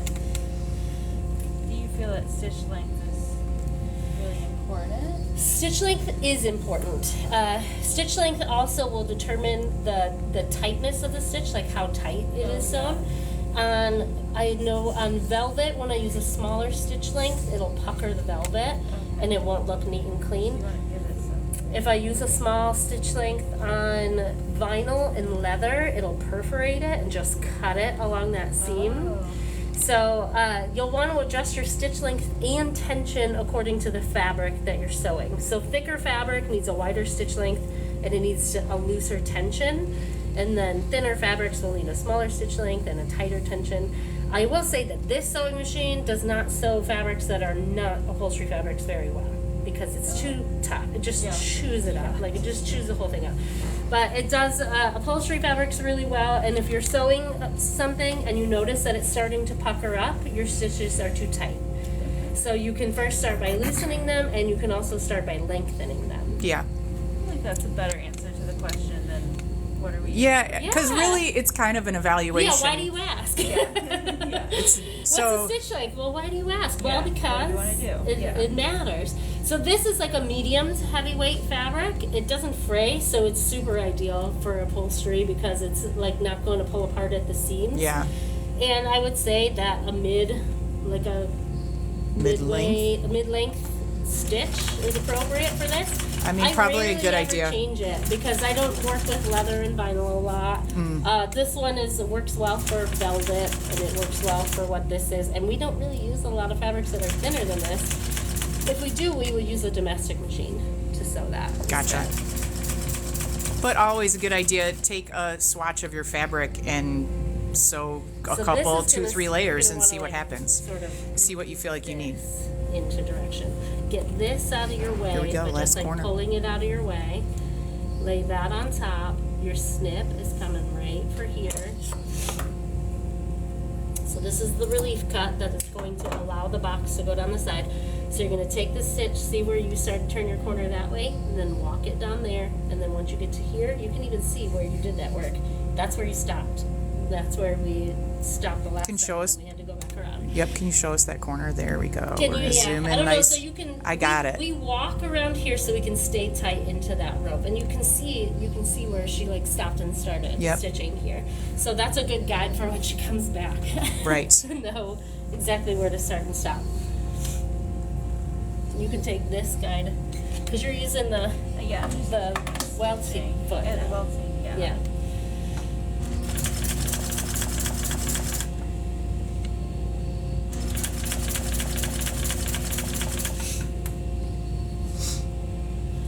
So when she's done sewing this side, we'll take it back to the cutting table, turn it inside out, dry fit it to the cushion she has cut already, and then we'll put batting after we make sure that it fits.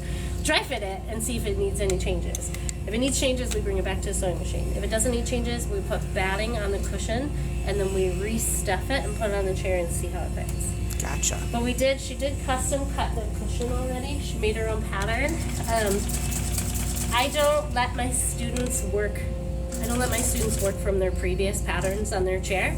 And the reason for that is when you put upholstery fabric on a chair, you're cutting all of the extra off to fit it to it after you upholster it. So it's smaller than what it is you work with it to like stretch it across. Right. So if you use that pattern to make a pattern for your next chair, it's not going to be big enough to cover the new fluffier materials that you're putting Right. on it. So I teach all of my students how to pattern make from day one, because if you can make the pattern, you don't ever have to rely on the pattern of the seat as a crutch to do it. And what I will say is that upholstery is squares and rectangles and wrap and staple. That's it. Like unless it's 95%, a except the little weird funny, shape like yeah, that. those wingback seats. But so sewing is different because you're tailor fitting fabric to fit stuff. So the patterns on sewing is different. But you can do a whole project. You can do a whole wingback chair like this. We did it at the library with children this weekend without sewing a single stitch. And there's the chair that we're working on. If this were not a removable cushion, we wouldn't really have to sew for this. Maybe the welt. We have to sew the welt. Yeah, the welt would but you probably don't be need the only. welt. You can use. You can use gimp. trim. Yeah, you can use gimp. You can use decorative nail heads. You can use anything. Not Cover bric-a-brac, though. that up. Not bric-a-brac. I mean, you can use bric-a-brac, I guess. You can glue it to it. I don't see a problem with it. I think you can get creative and use whatever trim you want. That's Is that- right. What is it? Pinching together. Well, So then I remember I said that might happen. So we'll unstitch this. It has to go beyond that fold so that when we come back around there, we can fit it back in. We were prepared for that. yeah. Yep. We made adjustments. Look at your cushion. Look, it's like standing up. It's like a standing little up all on its own, like a box cushion. What? This is Carolyn's first box cushion ever, and the project has had you sewing a little bit, but you didn't sew previously, right? Right. So this is like your first experience. This is your first sewing experience? Wow. Yeah. Solid. Anybody can do this. Yeah. Literally anybody can If I do can this. do it. You do like- not have to have. Yeah, Carolyn could do it. That's right. Do it. I mean, For jeez. Carolyn is actually an incredible artist, and she is in school right now for furniture design and woodworking. She has classes. Oh. Carolyn is going to be on our team. Nice. She's in the group chat. So Awesome. So Do we. things with my hands. Let me tell you Not guys like this idea I had. So I'm looking to get into a dedicated space, and I put an offer in an incredible place, and we don't know what's going to happen with that because it would be a miracle if it did. It would be a miracle. And I'm like, can't. stop Miracles thinking about happen. it. Miracles do happen. It's So happened we're to me not before. good- I'm we're- here right now due to miracles happening. Yes. So I have faith in miracles for sure. But after visiting places and looking at them and thinking like, if I don't get this place, I'm going to be heartbroken. I'm like, no. Now I'm on a path to get into a place. Like now we're moving forward. I've spent the last 2 years training incredible artists who are ready to go. Like they're ready to go. And I turn down clients almost every single day to do this. And I have people ready to do them. So we're just going to start moving forward on that. So I put a team of talented individuals together who have lots of different skills. Upholstery, furniture painting, furniture refinishing, wood carving, woodworking. We also have access Metal. to CNC routers and CNC plasma cutters and welding and metal fabrication and all that stuff. So I'm putting a team of artists together to do furniture modification. So the plan is when we get a brick and mortar is that we're going to have like what's like a tattoo shop but for furniture. So you can come in, pick a piece off the wall, pick your materials, pick your artist, and your artist will make it for you right there. But we also have projects that will take a lot longer than that we have our more skilled artists working on. But I was like, how do I make this mobile if I can't If you get don't into have a a space? space. Well, one, I'm working out of a maker space, so I will just get all of you guys memberships, and you will also do your projects in the maker space, so you have access to all of these cool tools. And two, Ypsilanti, I am just learning this, has like glass greenhouse pop-up shops that you can rent for however, like a day or a couple hours or whatever, to pop up your business out of them.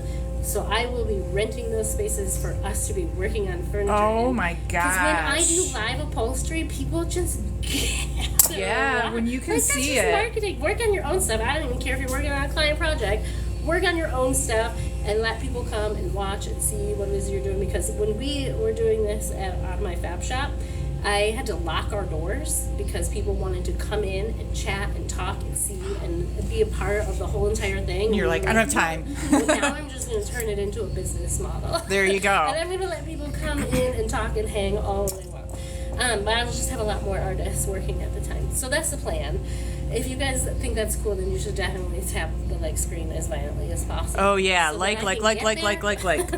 I need to get there, and this is the marketing aspect of that. And so when you guys are tapping on the screen, it's shooting my information out through the For You page. I'm deciding to call it a home decor and furniture modification studio, Oh. or we could also call it a chair salon instead of a hair salon. Chair salon. You're Nice. supposed to laugh at Lisa. I'm. s- You're my friend. I got distracted. That's okay. I apologize. Stop listening to my jokes. Okay. These are weird This is over looking here. good. Well, I feel like it's lining it, so I need to undo those. Just a couple more stitches. Yeah, you just have. It has to. Refold it. Yeah. You won't need to refold it. What's gonna happen when you get closer is that the rest of whatever it was just a teeny tiny little bit, and it's hard to tell when we have that curve because it needs to be attached down there. Once you get to about here, though, you'll be able to see, and you're just gonna pull this nice and taut to follow into that, and then fold that back Okay. up where it needs to be. But just get closer first. But that was good instinct. You stopped and redid it before you even got Before there. you had to really undo it. Before you had to undo it. Yeah, this curve is throwing me off because Yeah, and don't pay attention to that little guy because that was. So you're doing good. Lift up your presser foot just a little bit because I'm just pulling this out because that's what's bunching up Okay. and causing you trouble. Now you're only gonna be able to do this a little bit at a time. So from here to here, this is lined up from there to there. So go from there to there and then stop, and then we'll turn it a little bit more. Perfect. Stop. Drop your needle. Stop, drop, I would go turn. back. Back? Yeah, back your needle up one turn. So one more, all the way around till it goes back down in your fabric. Backwards. Go backwards and do it. Perfect. Good. Now, lift your presser foot again and turn it a little bit more. This is helping us to get that curve. And you can just go a little bit at a time because this has to go in this way. Yeah. So you can probably get from there to here and then turn it again to get down here. Okay.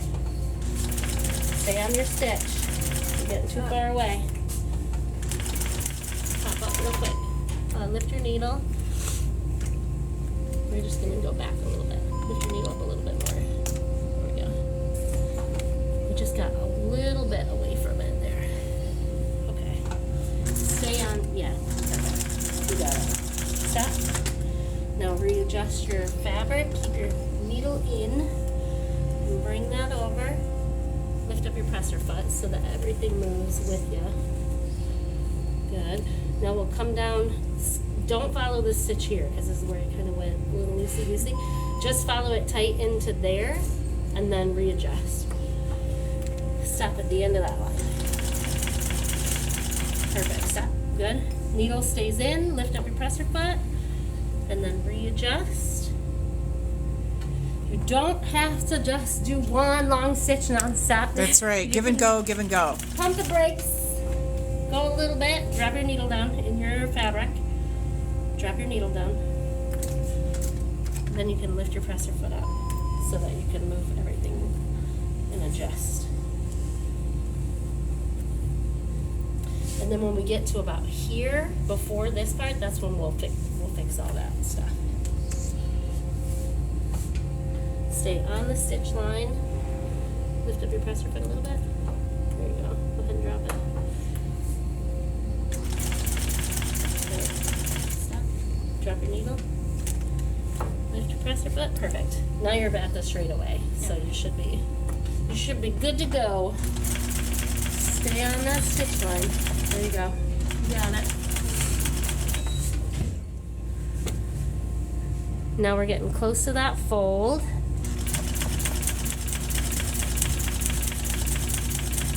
Go ahead and stop. Drop your needle's dropped. That's good.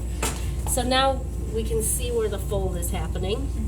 We can just adjust this until this starts to lay flat. And then you should be able to sew it. And that's it. Then your box cushion is done. We have to throw a party here. 35,000 likes for a finished box cushion. That's what we need. That's That's what right. we need, you guys. So go ahead and tap on the like button as violently as possible. And I see OMG Bentley is in the chat. OMG Bentley, I'm going to start working on your couch suit. I'm reaching out to you in a minute because I have a burlesque dancer who wants to be a part of the promotions for that. So I will message you after the live and let you know what the dilly is. If you guys are here, tap the screen as much as possible. Do your back stitch. Carolyn just finished her very first box cushion. Yay! Good job. There you go. There was a big Yeah. pile of hearts. Okay. Do it again. Do it again. Let's take it to the cutting table. All right.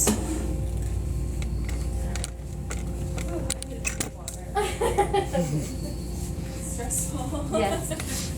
Before we dry fit it, I'll have you trim off all these little strings. Because once we start stuffing it, you're not going back to trim off the strings. No. Okay.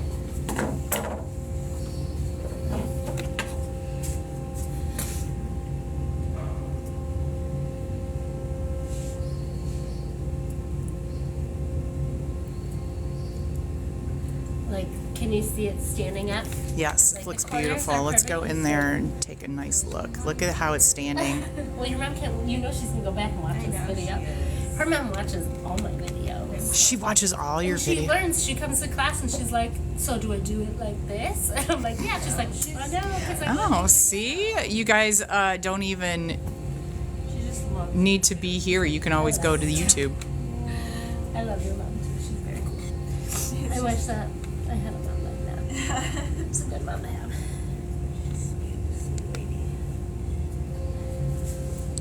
So this is the cleanup process. When I got my first tattoo, my mom was so mad at me. She was like, "What did you do?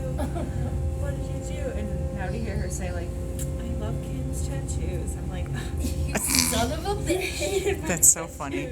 I'm gonna be the favorite daughter. Kim is cooler than me.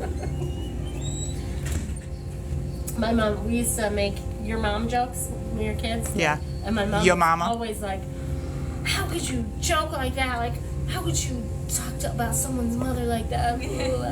Well, my mom, she had COPD, and years before she died, she ended up being on life support. She lost a little bit of oxygen to her brain during that Oh time. no. But when she got home, zero filters. Like, no, she was Oh, like no. raunchiest. I'm like, mother. Like, I couldn't even like. Like you are embarrassing And me. She was not like that before. Like, she cussed and stuff, but she like didn't tell dirty jokes and like, and she was just. I was like, oh my gosh. But then she was a cool mom. So I'm sure you're a cool mom. I'm a cool mom, Because but you're I'm just not. cool all around. My kids won't cuss. I tried. You've tried. I tried? Okay, so now we just gotta pry this open. So we have the zipper here, but you can really just pull this open from there and turn the whole thing inside out. And then we'll take a look-see.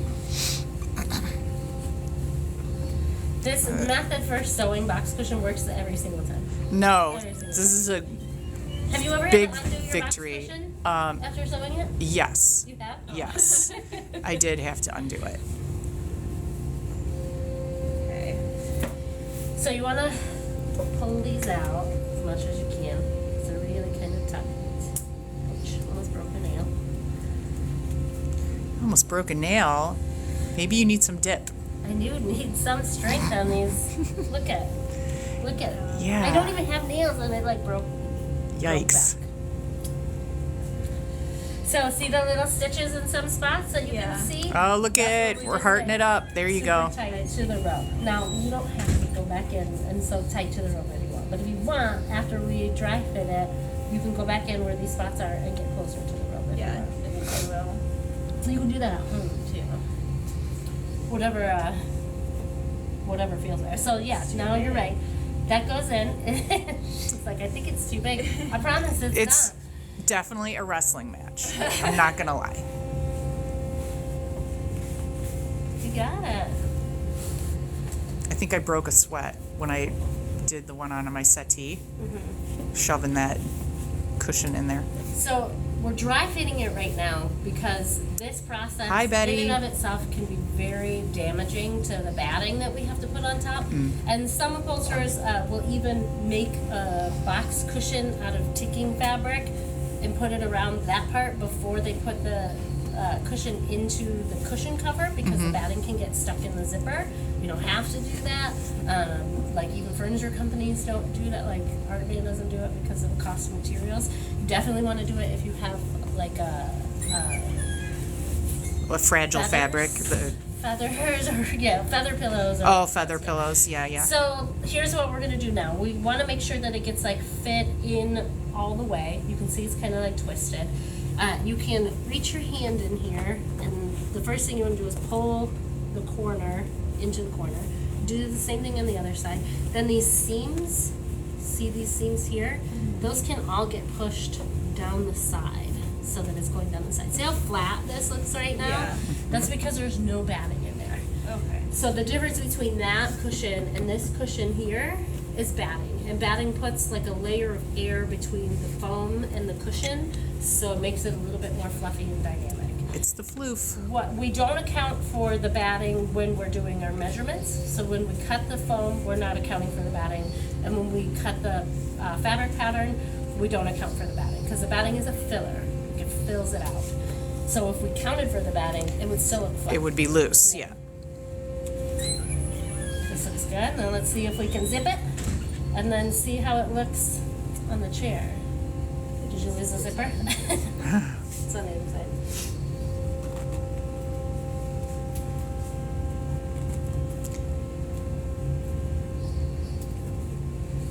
That's why that, Did you or check that 40 ends? fold is nice, Yeah.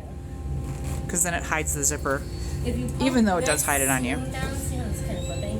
Poke that down all the way across and then try to just pull these together at the same time. And then you have There you I would go. think if you didn't account for the batting, it would be too small. keep tight. Yeah. But it can just. Yeah, it's just gonna fill it. So this is sewn to like fit, and you're a human, so it's not like exact and perfect, but it is like tailored to fit that cushion. Take a look at Beautiful. the frontsies. It's a goofy little Yeah, but go put it on your chair. ears. To see what it looks like. Let's go take a look.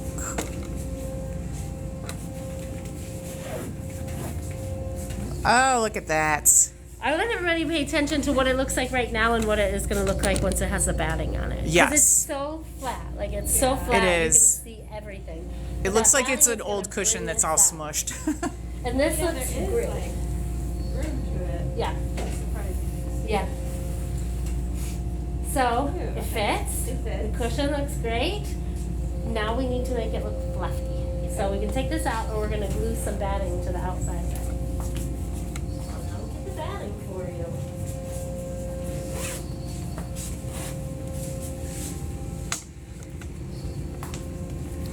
Match my chair today. You match your chair today. Yeah, you do. Always gotta match your chair. There. That's Lisa's, I really need to go and find a couple Lisa more seriously green dresses t-shirts today. because I have too many. while she's wrestling with Oh, yep. Could show mine off. Yeah, this is the fabric for Lisa's settee. My Look, green. it's the same fabric as I- that green that I was looking for that I only had Oh, 4 yeah. yards for. It's the same exact, like, dye lot, everything. Oh, wow. So now I have extra fabric if I need if I mess up on Yay! those. But this is the second time that I ordered performance velvet from that place. I ordered a Kelly green before, and it is on that little green chair. Mm-hmm. So this was exactly what it looked like on the screen to me, anyways. And it's like this. It's the green stripe. It Yeah. coordinates The really darker nicely. green Yep. It's beautiful, and it doesn't wrinkle. It doesn't crease. You can iron it. It's like it's gonna make that little antique couch like an actual durable sofa that you can. Right, and not such a pain because if you use older velvet that doesn't have that, Right, or any scratch or like doing this can Yeah, ruin just velvet. ruin Not it. this stuff. so it'll make it easier to sew if we needed to. Yeah. Thankfully, I don't think we have any sewing. Oh, except welt. Welts, probably sewing welts. Yep, always sewing welt. Yep. So we're just going to cut a piece that is as wide as this. We're actually going to wrap it like this way so that it covers the front and the back sides. So I would measure this, the width of this. We'll add 1 inch because we can trim it to fit it. Do you right want- over there, the T-square? Height. The blue one. Oh, there it is. What time is it? We have lots of time. Yeah, it's 10 till Noon. 10 till noon. We still got like 3 hours. So how long are you here till today? Well, if I can stay longer, I'll be at Okay. like 1:30 Yeah. or 2. I'm here till 3. Yeah, I have to work at 3. Work is for losers. I only work Work is just a necessary. less. Forgetting it. Well, Yeah, I think I'll leave it 2. let me tell you this. You won't be working less soon. You're going to be working a lot. I wish You'll I be worked making less at Different in a place. retail job. Yeah. Yes. So, yeah, I think you could probably just move this in. I would just make it right out to that line. Yeah. And then we can cut this off. So we're gonna use contact cement to spray glue the foam and the batting. Contact cement only sticks to itself. So we're going to spray the foam, spray the batting, and then stick it to it. What I want you to do is, we'll start it off, like you can spray it. We're gonna set it down like this, and then tip it like this. Roll it. And it's gonna pick up all of the batting underneath. Yep. So we only need to spray to about up to here, Carolyn. You don't need to spray the whole length of that. And it doesn't need just gonna to move be this for you. insane, like you don't need full saturation. You just need good coverage. So you're gonna spray this whole bit up to that ruler, and then that whole bit.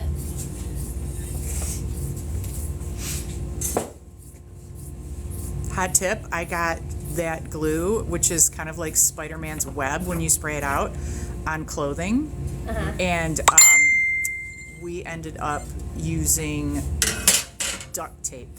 Oh, yeah? Yeah, like you were trying to get lint off of something, and the duct tape came in Interesting. and pulled it all off. Acetone will also take it off. I know, but I was worried about it Acetone- bleaching or. Acetone will melt some materials, Yeah. but not all materials, like plastics and stuff. It doesn't, so a lot of synthetic fabrics are good to do that.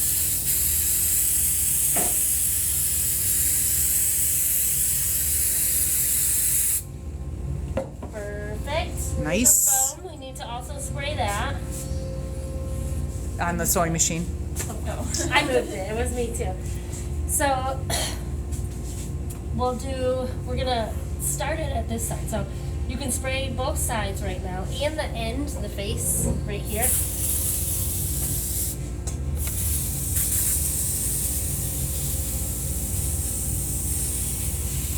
Might need to stand it up if it's getting close to the end. Yeah, We have sometimes- more too. If it's yeah, I out, haven't- we have more.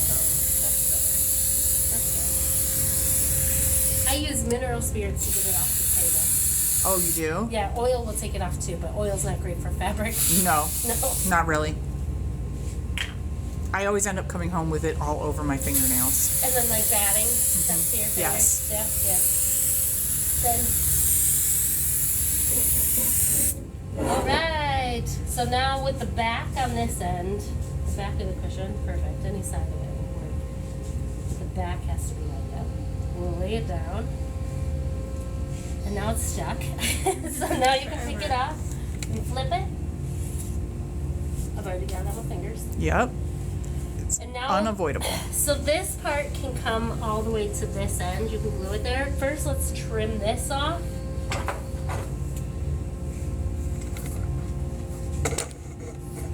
Right to the foam. Perfect.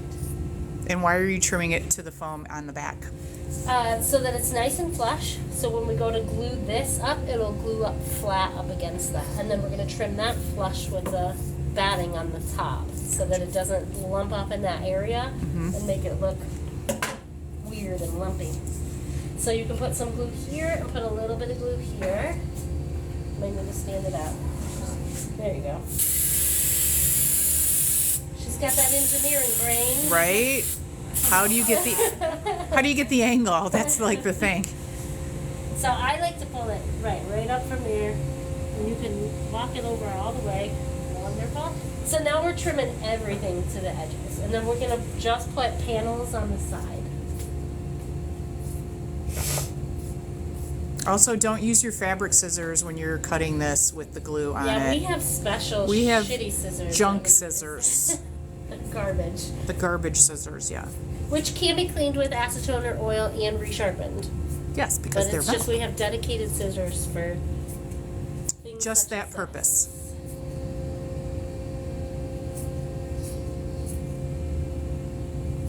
I'm going to just keep trying to ask the questions that I'm like, somebody's going to go, why would you do that? Yeah, I go, that's a great. why do you do that? You just ask. I'm going to ask. So just cut all this and then we'll do panels. Yep, just cut it right down the edge. Yeah, I like to do the side panels separate so that it doesn't like split apart and like Yeah. whenever you're taking these cushions in and out, which people tend to do if they're washing their cushions. Mm-hmm. The only reason to make it removable is so that you can clean it or Yeah. flip it. So, what was I getting at? I don't remember. Why you don't wrap down the sides and meet at the center. Right. So if they're pieced together, then it, like putting them in and out of the It's just the going to tear cover apart. can tear it apart. Yep. And just rip it apart. We love questions if there's anything that she isn't already covering, because she's an amazing teacher, so she answers a lot of the questions before you even think of them. But That's because all of the questions I had. Like, how the fuck? you're like, how does that work? Turn those scissors over. Flip them. They're upside Oh down. yeah. There you No, go. I realized when I started taking upholstery lessons with my mom, I've been holding scissors wrong my whole life. I like Yeah. shove all my hands in here, and I don't know why. Right. So you didn't put all your fingers in the big hole? Or I think I like. She do, holds like, them upside Oh. down. Yeah. I'm like, Huh. this is where my big fat thumb goes. Nope. That's I'm like, hilarious. What? Mom's like, who? And I think she had a crisis. She's like, why did I never notice you held scissors wrong? Like, why was there no correction there? I'm like, I don't know. I just been doing that since I was a little kid. It's okay. I've held my pencil wrong my entire life. Yeah. Yep. Well, I hold it on my I fourth would say finger. it's not wrong if it's working. It just is how. This actually was not working. Right. Well, there you go. She at least learned a lesson. Okay, we have 3 minutes till noon, what are and we at? we need 1,000 more likes to get to 10,000. So We're only at 10,000. we're at 9,000. Let's tap, tap, tap, tap, tap, tap, tap, tap, tap, tap. You're never gonna get Tap. a dedicated workspace. I don't know. How's this going to work? If you are on with us, there's a few.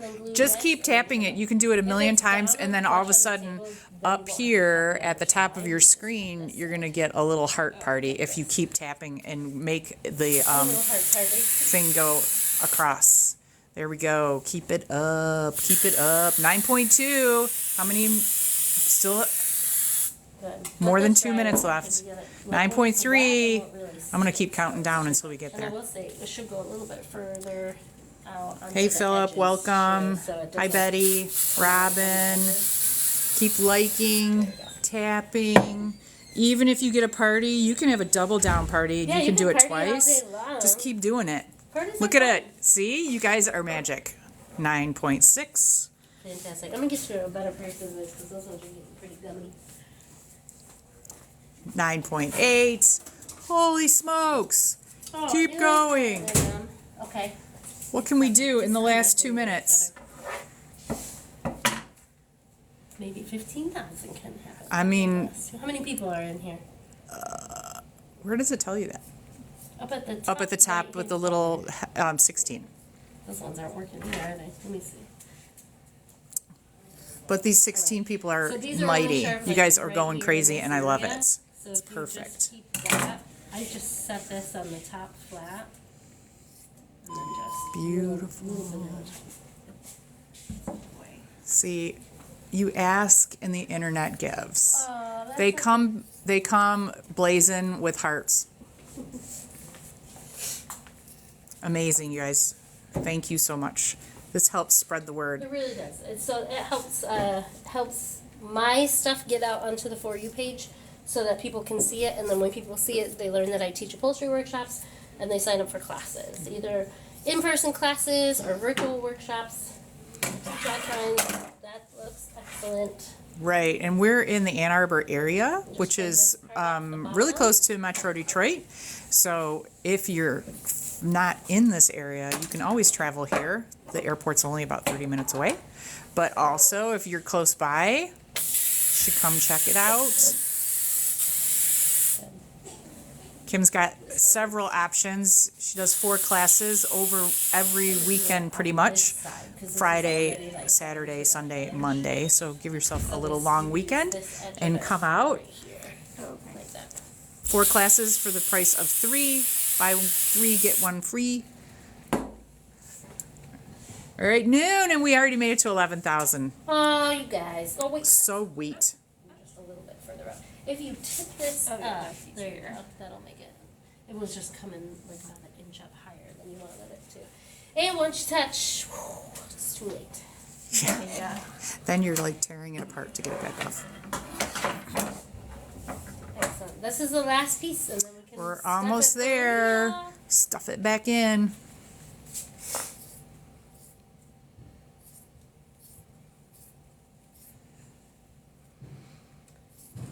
I feel like we need a Carolyn cheer or something. Real. So she can do it while she cuts. CAROLYN. said Cheer. Oh, not a chair. Cheer. Yes. Someone give me a That's from the Cheer Mom. That's where my brain goes. Let's see your fingers. Yep. Ooh, good Cut times. yourself? Dicky. No. That looks like, or is that fabric? Is it a piece of the fabric? Probably. Oh no! I'm like, I thought you were that bleeding didn't for happen. sure. Alright, so now let's get your. So your cover's back there on the Cover. couch. That's Regan's sponsored Regan project. sponsor project. Yeah. That's the most incredible couch, I can't wait to see it put in it. right? Together. It's gonna be it so does cool. fit it. I did fit it to it. You fit it? Oh, yeah, Nice. it fits perfect. Yeah, so now the client has to decide whether or not they want the wood redone, and we got this sofa in August, so Yes. I'm like, I'm gonna give you an option before, like it's done. But If you want us to redo the wood, it's gonna take longer, but if you're ready for it, it's ready. yeah, those cushions that are behind Those are much Carolyn. easier when you Yeah, have the batting on, definitely. it slips. Those cushions that are behind Carolyn are for this super cool convertible mid-century modern couch. Yeah. It like flips open and then I'm trying to remember. So it's like a bed. Well, it's a sofa and it's got an end table attached to Right. it. The And end then- table opens up, like flips flips over. and open, yeah. And then one of the back pillows goes down for a pillow. Oh, yeah, and yeah, the other yeah. one goes inside the box of the end table because it also opens up from the side. And Gotcha. then you can put the other pillow in there, and then it turns into a whole day bed. Yeah, It's beautiful. it's so cool. Cushion. Are you impressed now that it's like filling out? Yeah. Like starting to. It looks so different. You wouldn't think So that you made that stick big of a your difference. hand in here, all the way to the corner. You can pull this down and then fit that corner like into that edge. Now sometimes you still have to put like a little bit of batting like towards the top to like Okay. stuff it. Just like But you'll know after you get everything stuffed in if it's gonna tighten that up. It is not uncommon to find batting stuffed in the corner. Oh yeah, just a little tuft of it stuck in there. Right, even when you like buy a sofa, like online or something, they use a little bit of batting to fill in those Yeah. corners a little bit. Hi Skittles. Yes, Kim does this as a business. She teaches upholstery. I teach upholstery workshops 4 days a week at my local makerspace on Fridays, Saturdays, Sundays, and Mondays. You don't have to be local to take these classes. You don't have to have any experience. You can come in at any class. But I put them on the weekends so that you can visit me if you want to and do a whole weekend for $225. Each class is 3 hours long, $75 a class. And if you buy 3 classes, you get one free. So that makes a Friday, Saturday, Sunday, Monday weekend $225. It's also bring a friend free, so you can bring your friend to help you, and it's just a little over $100 a piece. So I try to make it as accessible as possible, as easy for people to get in here as possible. Carolyn is taking a private lesson here today, so that we can get through this chair. Because when you come to an in-person class or even a virtual class, there is about 6 other people in the classroom there with you too. Everybody's there learning. So you don't get dedicated support, but you do get hands-on support. And what I will say is that you're not just going to learn from your project. Right. So if you come to learn how to do a box cushion, likely someone else in the class is also doing spring tying or deep button tufting or something other cool that you've never seen before, so you'll be able to learn from everyone's experience. And you also have more experienced artists that are there that are also in available The to other thing that I want help you out. to do is push your seams down. Down. Yeah, down into the box part. And if you end up getting it zipped, you can tell if they're not. Here, see how this like ditch looks like it's deep, and then here it looks like it's shallow? That's your seam on top.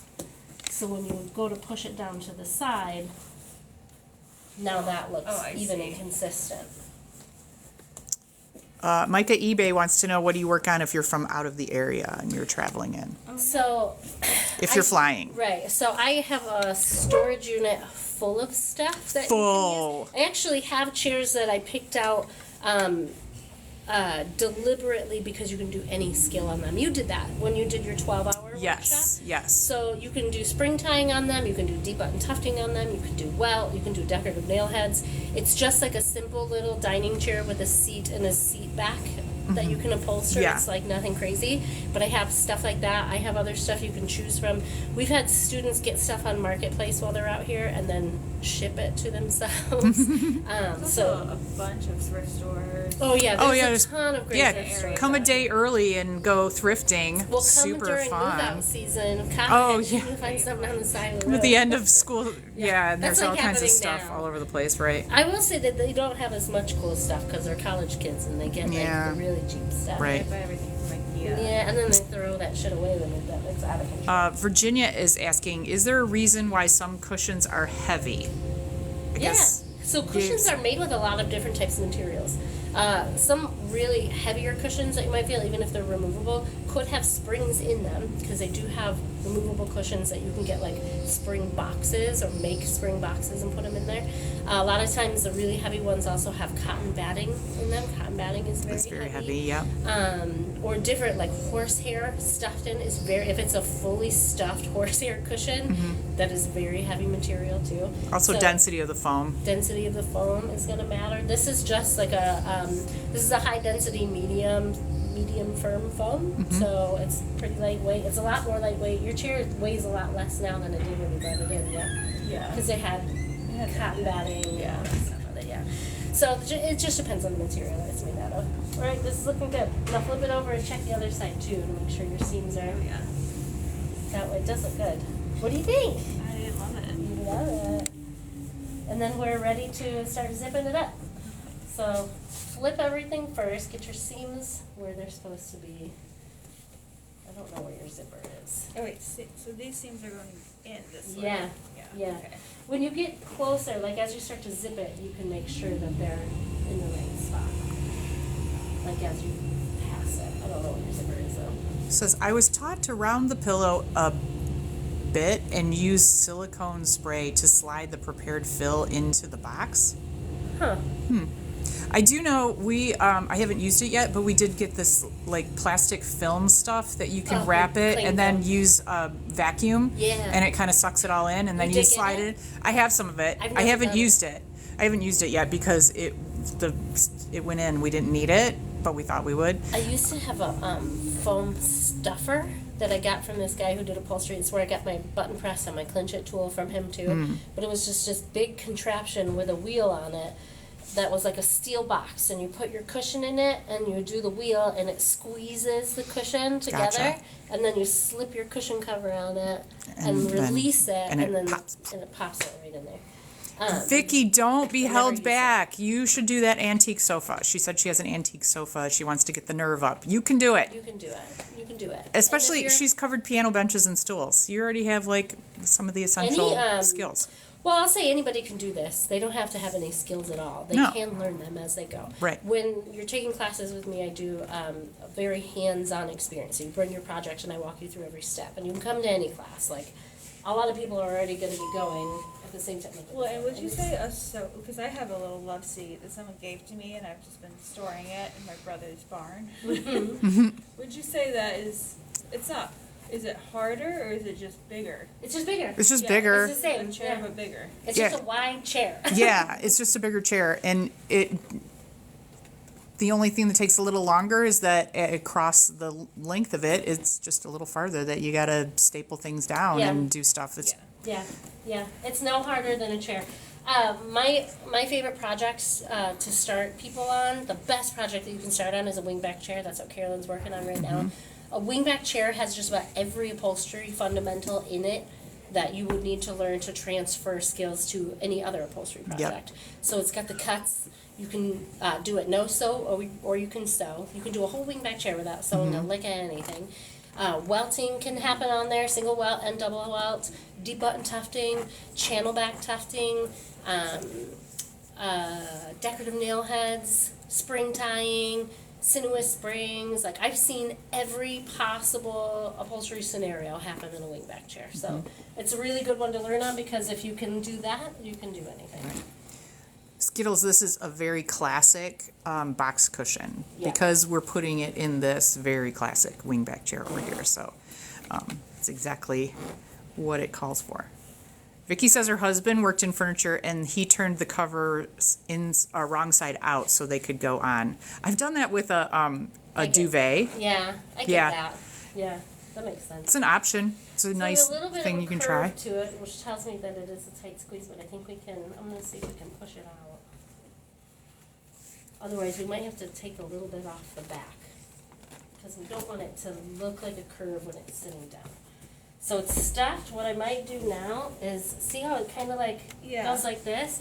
We want to push our material up this way so that it's stuffing into the front as tight as it'll go. I think that was what it was. Oh, okay. It just wasn't See set how- in. Yeah, it just wasn't like squeezed Yeah. in the right way. So I would do the same thing from back here and just make sure it fits in back there. At this point, like if your seams were up here, you could take and just push them down. I don't think they are, but you could take and just push them down the side like that. It's looking good. All right, let's go put it on the Beautiful. chair. Here we go. Big internet reveal. Big reveal. Oops, sorry, Kim. Next we'll do buttons, so we can get that Buttons. front figured out. Look at that. Wow. Perfect fit. And see how you can see your stitch a little bit right here? Yeah. We can remove that without sewing anything, because you've already sewn underneath that row. Oh, I can just remove it. So this here. we can just take it out there. Okay. Looks good, huh? Wait, let me get this. Do that. Send that to your mom. She'll be so proud. Yeah. For sure. That looks good. It looks amazing. Look at it in the camera. You can't Ooh. even see that stitch. Right? So now, Carolyn, what I want to do, because we upholstered this, and then afterwards this slipped back. Yeah. Which tells me that you probably just didn't get stapled enough in that area, but we can push it back by putting buttons in Yes. here, and it'll keep it there forever. So I Use think, the restroom real quick. oh yeah, that's That's fine. okay. I don't know how Lisa, you fly with that. you've done this before, Yes. so we need to let's figure out how many buttons are in here. We did You did like five. I Yeah, think we might did need to five. do more for this though, because Because it's of- more functional. Yours was to hold the bring fabric, the fabric down in down, there yep, to make it look yep. nice and neat, but this is actually like fixing something that we don't want to break over time. If you have this and you can't fix this with buttons, unfortunately you have to go in and remove And all the staples, flip this up, pull that. reattach it, and then put it back. But this I think will be easy because I can move it right back here, Right back to where it belongs. right where it belongs, and then put our buttons right here so it'll hold it there in place. But they're gonna need to be like every couple of inches. Okay, gotcha. So we've got about 20, almost 23. 2, 4. So I would say 12 buttons. 12 buttons. Yeah, or maybe 10. We'll do 10 buttons. If you do 10 buttons, there's 11 spots. So you could do it every 2 inches because that'd be 22 inches. Okay. And just maybe What we'll like do is we'll put 22 one and in a the quarter. center, and then one down here, and one down here, and we'll just keep filling in centers. Oh, then you're going to have an odd number, So, not an even number. yeah, 1, 2, 3, 4, 5, 6, 7, 8, 9. Wait. 1, 2, 3. 1, 2. Wait, 4, why are you counting 5. 3? So 1, 2, 3, okay. 4, 5. Yep. 6, 7, 8, 9. 9. 9. I think 9 is I think fine. 9 will work. And then we'll show Carolyn how we did that when she comes back. Come here. I'll leave our the tape so you can measure. Yeah. If you guys are here and you're learning anything, go ahead and tap on the screen. I'll give you my spiel. Well, we're waiting on Carolyn. I do not yet have my own workshop. So I work here at my local maker space out of this all-purpose like classroom. I do rent some space back here so I can keep my tools back here because I teach so many classes here. I am here, oh my goodness. I am here Friday, Saturday, Sunday, and Monday every week teaching in-person classes. Each class is 3 hours long, and they're $75 each, so essentially about $25 an hour. And they're buy 3, get 1 free, so you can get all 4 of them for $225, and bring a friend free. Those are my in-person workshops. I also teach virtual workshops 2 days a week, on Monday evenings and Saturday afternoons. So you can take classes with me via virtual workshops too. And those are actually like in person like this as well. They are bring your own project, and I walk you through in person. They're not pre-recorded. I walk you through step by step until we get to the finish line. So it's a good opportunity. So we decided that this needs 9 buttons, and I'm going to show you why. So we have to hold this down as tight as we can. A few buttons isn't going to help. They all kind of need to be close together to do this. So we thought about every 2 inches we would need to have one. And we're going to put one in the center, one on this end, one on this end, then one in the center of those, and then like one in the center of all of those. Okay.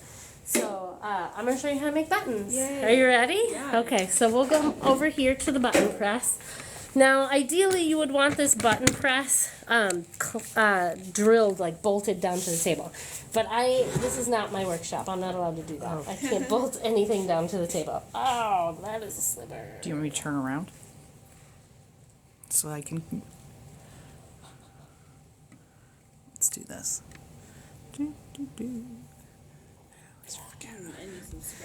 Girl, how'd you get a sliver? Yeah, you'll need some of your red fabric. This table had some wood coming out of it. Yikes. I guess.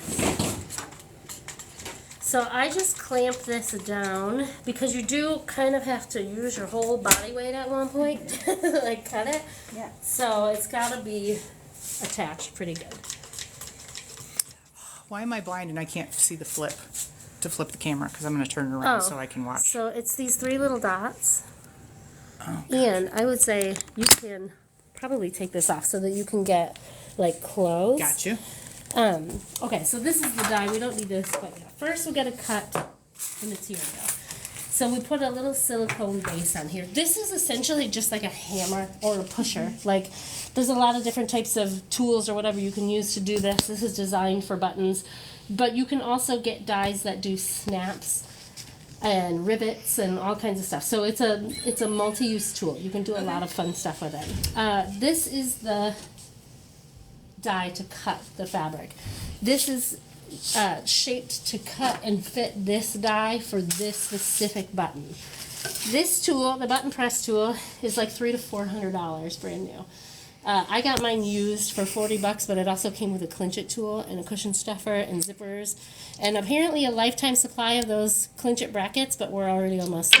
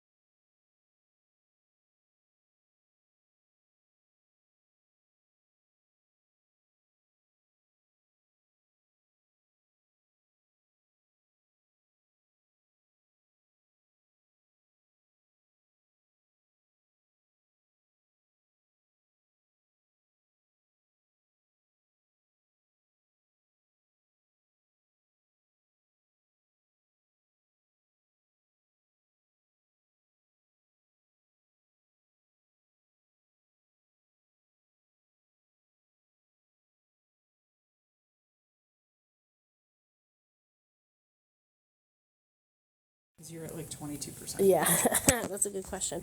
Hold on to this, and it might be. All right, let's get this back together. It might be in one of these boxes, or at the top of my toolbox. Hi, sorry we had to pause to take care of a family issue. Child phone call. Sometimes the children call. All right.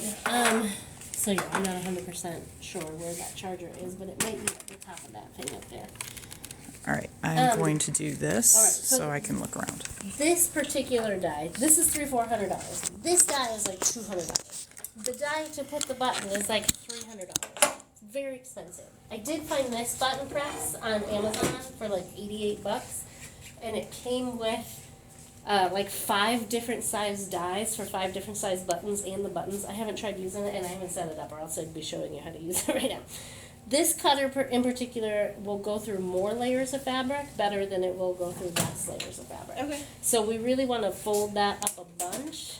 Yeah, I would fold it in half, and then fold it in half, and then fold it in half.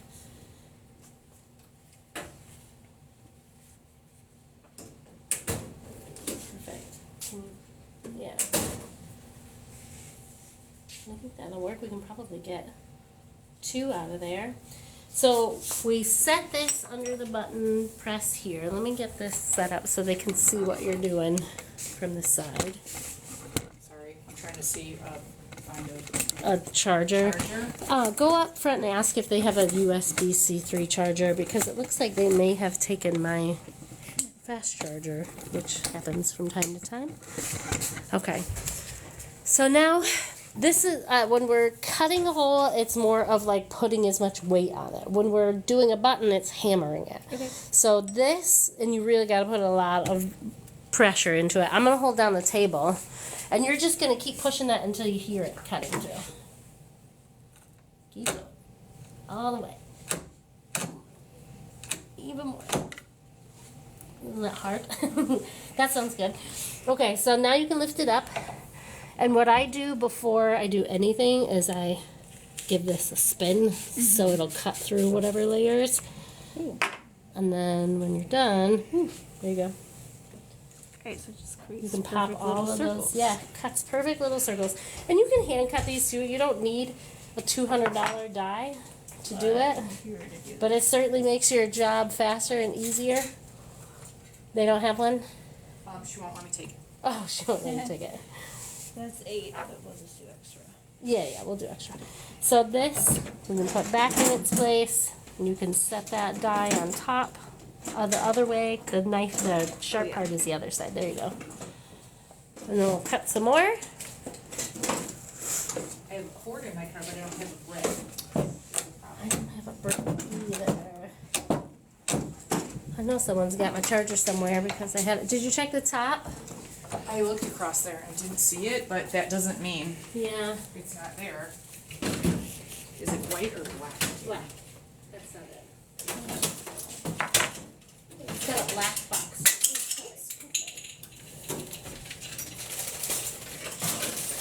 This will plug into it. Oh, it will? Yeah. It's a crazy charger, but it will work. How'd it go? Great. Good. So now the rest of the button press part. So this is for the back of the button back, and it has a little knobby, goes right inside there. This is for the button top. So this has a plunger on it. This is what pushes down, like when we do this, it's pushing this down. But we have to put the button in there first, and if you hold it like this, you won't be able to get the button in it. Gravity has to pull that down. So the button fabric goes first. And I would say, yeah, those aren't going to be any good.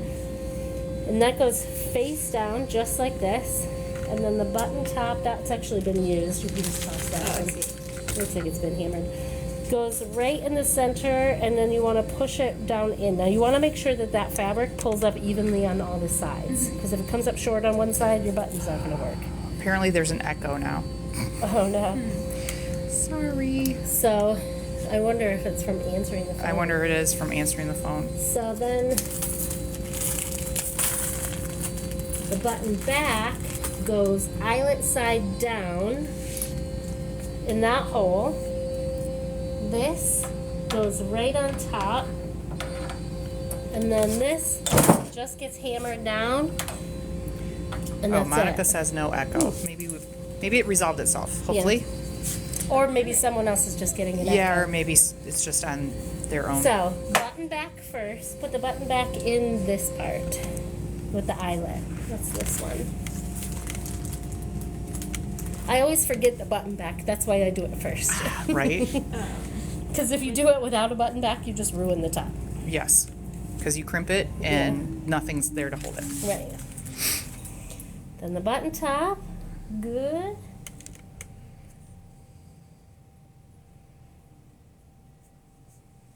And sometimes you can even use like the Sharpie to push it down and make sure it's down all the way. It's gonna be like Yep. this. Just like that. And then you slam that down real good like a hammer. Perfect. And then let's see it.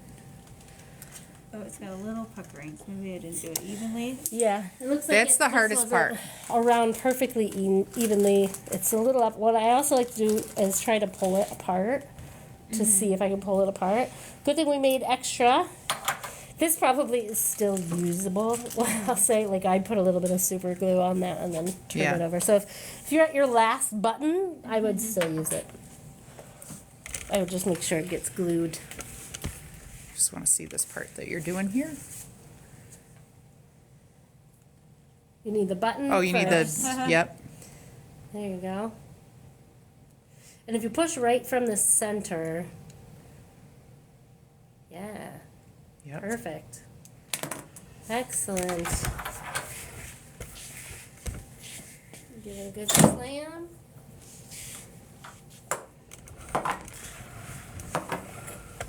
How'd that one work? That one's good. Nice. Nice. Perfect. Now we just got 7 more to go. 7. And you can make a couple extra too, because anything can happen between here and the chair. Those ottomans are so cute. These are the ones I'm redoing. That you're trying to figure out how to do. Yeah, well, Alan already took the top of that off. I wanted to get some pictures of them before I start really getting into it. So what was it? How were they attached? So Were they it's stapled just, in there? yep, staples down in this Through trench. here. Ooh, and look at that chunky weld. Yeah, we're just not going back on No. it. No, she doesn't want to go. Well, then that's how are you gonna cover the staples? Yeah. That would be nice. So, How's it going? Great.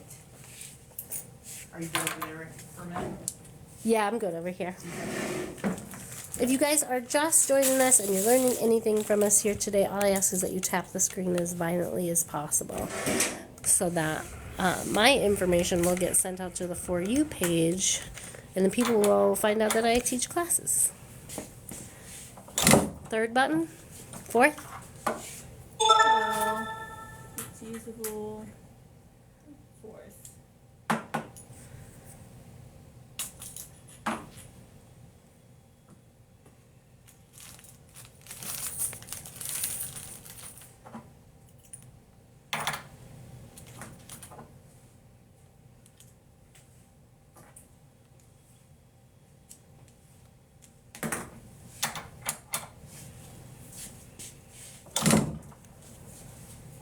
Nice. What's the date today? Okay. Yeah.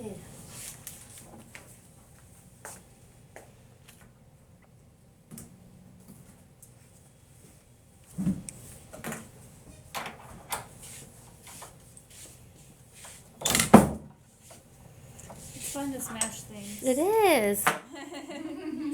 Smashing is the best. He loves to smash.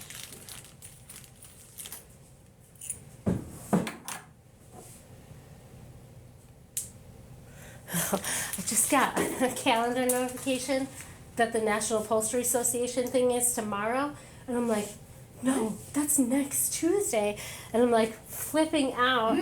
I have a dry run tomorrow. I'm just like, oh my God, what is happening? I'm not prepared. So do you have a setup to make a bigger button? I do now because I bought that thing.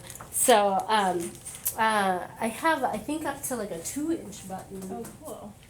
But I haven't, I wonder even, we should test it a little bit. So this is what came with, even if you just got that other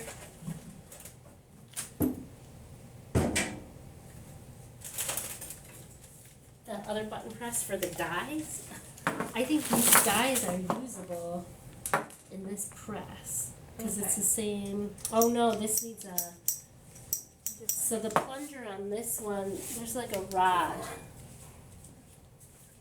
that goes into here and then it pushes this down. Like that. And that just has to be installed. I don't think it's far away from being used. Anyways, look at the size of it. This is the guy, these are all the buttons that came with it. And then there was this guy, which is a more manual option.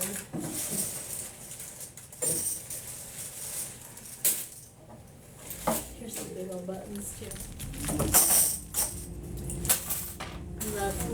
Big ass buttons. I love buttons in general. And then this was a button press that I got that's like manual, that you're supposed to be able to like manually press them in. I got a few different kinds because like not everybody can afford a $400 button press. So if I got different ones, I could see if they worked. These you can use like a hammer, like an actual hammer.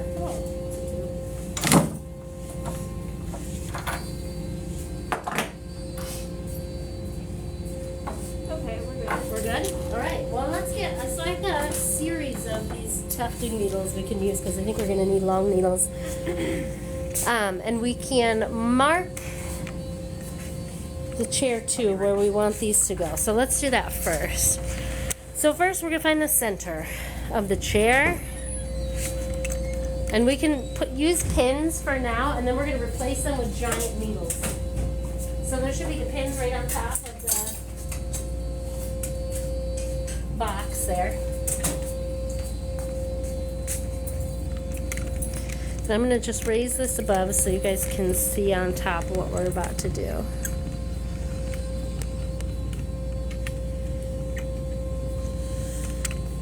So we are going to put these buttons across this area here, but we got to move this front first. So what I want to do is use these long tufting needles to kind of hold it into place because it's got to go all the way through the chair. But before we do that, I want to mark where these buttons are going to go.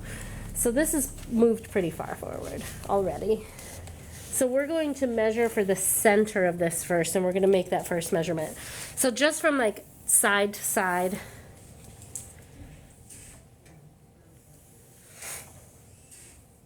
What do we got? 23 and say a half. 23 and a half. Basically. So 11 and a half, 11 and 3/4 is our center. So that's our first one here. So now we want to put one, we're also going to put one on either end here, like towards the end. I'm just putting a needle in the roundabout spot. Should probably be the same distance away. So that is, measure this here. 1 inch. 1/4. Let's make it an inch. There we go. So 1 inch away on the other side, and then we're going to measure the centers between the pins.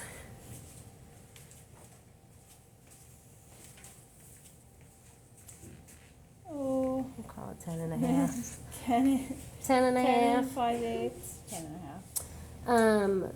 So 5 1/4. You got it. You got the pins. And do the same thing to all the rest of the spots.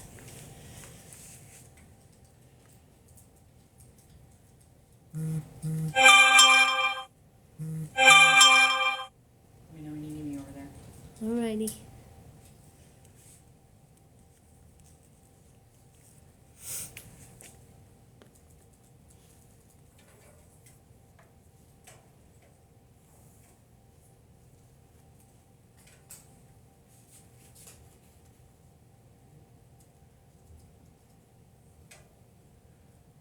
Excellent. And this is going to be our button placement, basically. And we do want to make sure that those go in a straight line.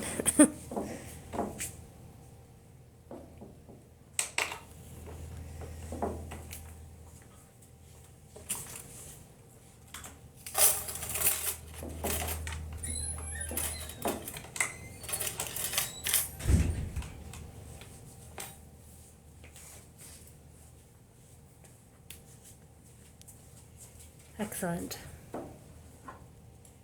Nine? All right, so the first thing I want to do is get this front rope in place and like to freeze it there. So I'm going to kind of use this needle in the spot that you've kind of marked to get behind this. I'm going to push it as far forward as I can. Is that centered? I already messed it up. Measure between here and here. So it's just to the left of center. Here? Yeah. Okay. So behind the rope, because it still has to go all the way through the frame, and you might feel wood here at some point, or you've got other stuff that you're putting it in there. My glasses don't. So see how it pushed that all the way? Mm-hmm. So this is all the way through the chair. So now we can run our first button through there. You don't really need 12 inches of string because it's not that deep of a thing, but you need to be able to tie it. So you gotta like be able to wrap that around your hands. So I've cut, this might be 24 inches, that might be 2 feet of string. And then we're gonna first thread it through the button like this. And then it goes through this loop like this so that it just ties on the button. Okay. Then it's gonna go through this hole. Just pull a little bit. If you pull all of it, you're not going to get that button through there. It's going to get trapped at the top. So just give it a little tail and then grab this and yank it down. Hard as you can.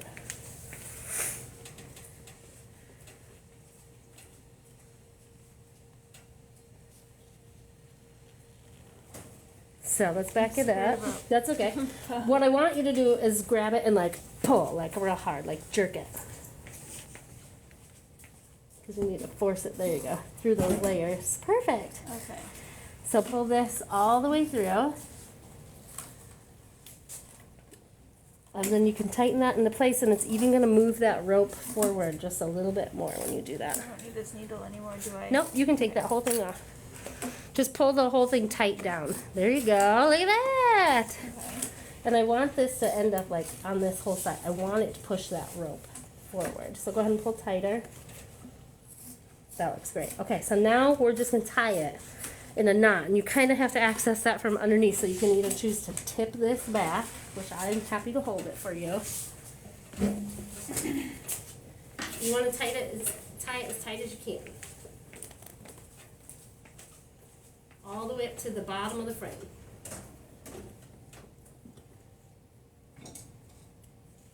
And then probably like 3 knots is going to be enough for you.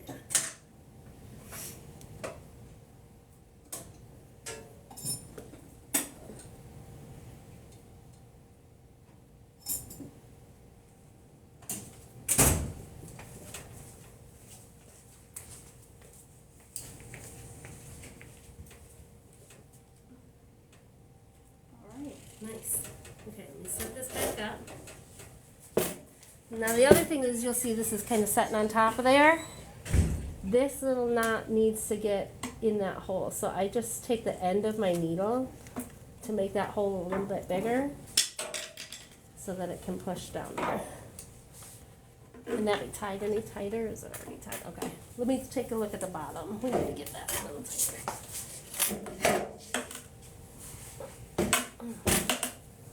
So here we see that there's still distance from here to here. So we want to get that tied up tight. And I thought maybe we also probably want to put a little piece of scrap fabric in here to prevent that knot from popping up over like through that burlap and everything over time. So really you can just put like one of these tiny guys in there. I'm just gonna undo these knots. It's better to undo the knots than it is to trim it out if you can. Sometimes you can't.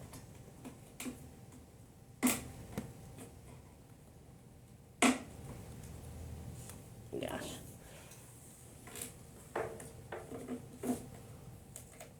It's almost like, can you see that better? I think it's just got one knot left in it. And I'm going to lower this so they can see what's going on in there too.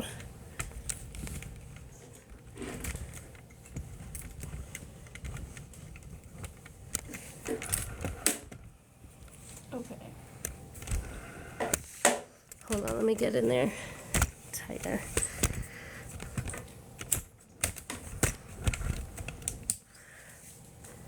So this is going to go, oh, you still got one in there.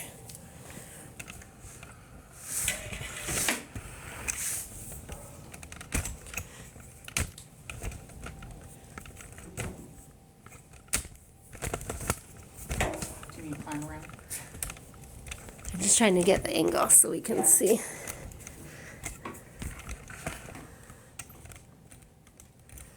It's good angle. Okay. All right, so this goes in between these two strings so that that knot won't come out. And then you tie a knot around it. I pull it real tight, see how it's wrapped around my fingers? And then I tie it right up to the thing. And you can see how tight it is up here now. Oh, yeah. Yeah, and then after you get that tightened as much as you can, then you just tie a couple extra knots in it. And then you can trim off the excess. Now you're ready for the next one. So we can set this back up. Already that center one is holding it in place, yeah. And that's not going to go anywhere. Now the only thing we want to think of now is the distance from the front to the back so that everything stays straight. Hold on, let me get this.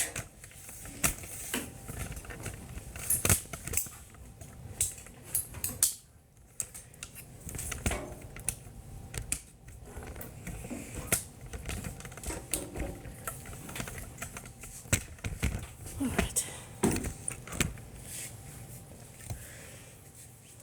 So when we go to do these, we just have to make sure that they are also the same distance from like here to the outside edge of the rope to where that button is. Okay. So from here, we'll measure like from here to the middle of this button, because that's where everything is. Really, I'm looking at the furthest outside edge of the rope. What do we got? It's about like 1 3/4. Yep, so let's bring it over here. 1 3/4 inches from my hand. Good. And then this can go in that same place. Straight down through the chair. And then you thread your button. Both open ends will go through, or that folded end will go through the, take the button first. Button first. There you go.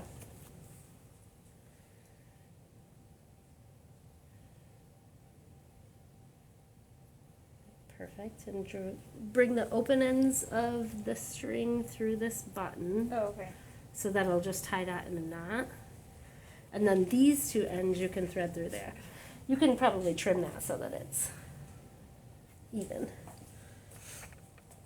I started taking the loop on the back of the button and pinching it tight. That's what she did. Did she do that? Yeah, that's what she did. Because it pops through the fabric way easier than when it's wide. Yeah. The first one I did, I was like, oh, this So is not let's working. just leave a little tail. It will not go through if we leave too much. All right. So that. But give that a good hard tug. Yeah.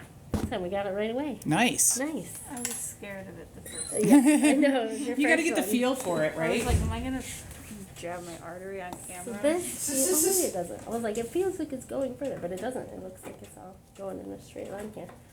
See how that's holding that rope right in there? I love so it. this you puncture here. So you put the big end of the needle in where the rope is, and push it through and just kind of like wiggle it around a bit. Uh-oh, we lost one.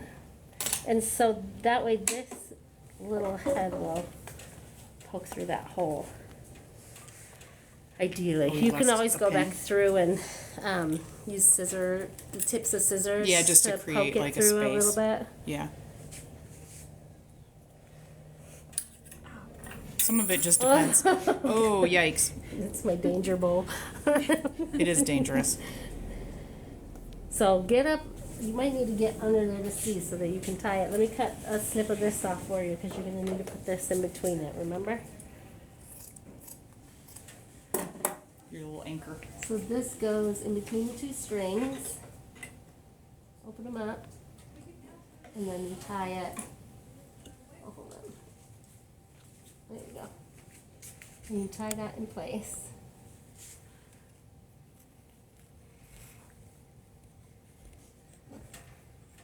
Super duper tight. Perfect. Good. And keep it tight. You gotta keep holding it tight because it just went loose. Is it tied in a knot? Oh, you need that. Oh, the knot's low. Do you want to tip it up so you can see? Yeah, it's harder. Yeah. This. This is your little scrap guy. Oh, I forgot about the cord. Dragging with me. This might, you can put this down. I know, but I'm just tipping it Oh. for this little moment, Can and then you we'll see just it? put it. Yeah, you Yeah. can see up in there. It's Okay. hard. Perfect. You can even, like for the next one, swing around and get it from this Yeah, side. I'll just yeah. tighten it so you can watch it tighten up. Figure we can do all different directions. You got 7 more to go. What time is it? It is 2:48. 2:48. It's almost 1 o'clock already. Gee. Yeah. Yep. I got myself today. Does that look good from that side? Yes. On this side, it's nice and tight. I'll hold it down so you can tighten it. Did you get your scrap fabric in there? Yeah. Good. Is this chair? Yeah, we're gonna put something over the bottom. Mm-hmm. Yeah. Dust cover will go on the bottom. That'll keep the critters Nobody will know anything that's happening under there. I was saying I like upholstery because when you open up like chairs look so beautiful, but you open them up, they're like chaotic. Yeah. Yeah. So I feel like I'm like, I got this together, but inside I'm Oh, no, it's chaotic. chaos. I like to be chaos on the inside and out. Yeah. I'm all chaos all the time. Do you Great. think I can like just pull it through like this, or should I keep lifting it up? It's the measuring it Oh, down that is the reason to move it. So, we lost the needle here, so we gotta measure from the center here to this.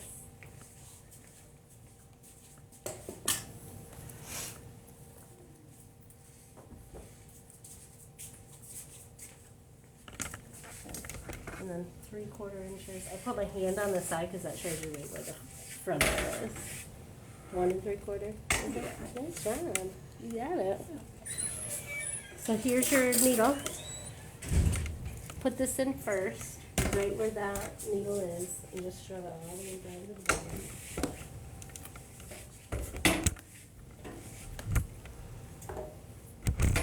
Perfect. Excellent. Now the reason why we're putting these buttons in here, and sometimes they can be used to hold the fabric down to make it look nice, but in particular this edge roll got a little bit loose in the front, so we want to force it up to the front, and we don't ever want it to come back, so we put these buttons here so it'll hold it in place. Yeah, that's a nice shot, so you can see really easily there. Yeah. Yep. This is Carolyn's first chair ever. She's doing great. Inaugural chair. Inaugural chair is right. And I got the fabric at Discount Fabric Outlet. Yeah, it's like a Awesome. pink. It's hard to tell what it is on the camera sometimes. Yeah. It's like a hot pink, kind of like a dark hot pink. Yeah, I was calling it maroon. Really? You're so funny because Is this a pink or maroon? no, that's definitely like maroon or burgundy. That's pink. I will concede that the sky. fabric. Look at it next to the No, in the couch. It camera. looks pink. No. No? We're both like no. I might be It colorblind, y'all. photographs. Pink? Right. Yeah, maybe that's what it is. It's the camera.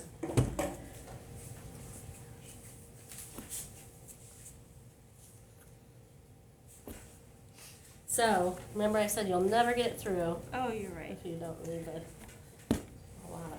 When I listen to you, everything goes It makes sense, right? That's okay. so many little steps.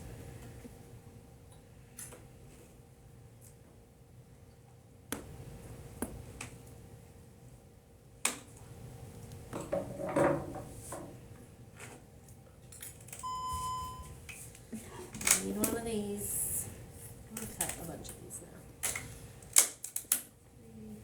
3, 4, 5, 6, 7, 8,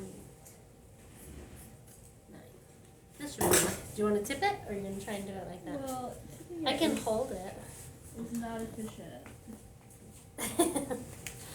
It is if you have to untie that knot Yeah, every you- time you try this. Tipping is the most efficient. But if you could do this, Polio, then thanks. She is doing great. she is doing great. Oh, thanks. So you got a nice shout out. And it looks so cool. And where are we at? We're at 12,000. Hey, I bet we could get to 15 because I saw what happened last time we did a little like blitz. So tap, tap, tap, tap, tap, tap a million times in the middle of your screen. Like it, like it, like it.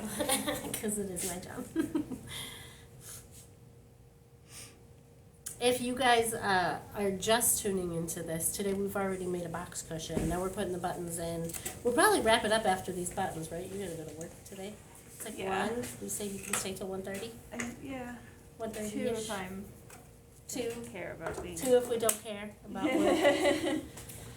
2 if we're making plans to one day quit our job to become full-time upholsterers. Already made that plan. but Nice.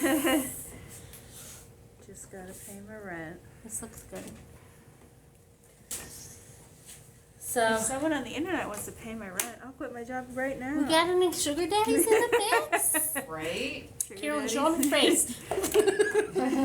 She is a looker. She's like, here's my application. If you guys want a sugar daddy, Carolyn, she will quit her job right now. Yeah, I'll upholster you chairs. That's it. That's all you get from me. Upholstery in exchange for rent. Yeah. That's not a bad gig. Yeah. No. I mean, upholstery is sexy, so. It is sexy. I agree. All right, so find your ruler because first you want to measure back. What is it? 1 3/4 inches from the edge. From where? Yeah, it's from the front of this, so where my finger And is. this is a curve, so it will Yeah. be like curved. Yeah, Okay. that's why I put my finger there because that's like the face, so you can see the line better. Well, you know what you're doing now. You don't need me.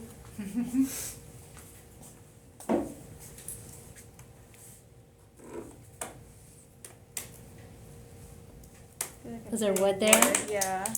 Oh, we might only Just be able to angle go it. this far.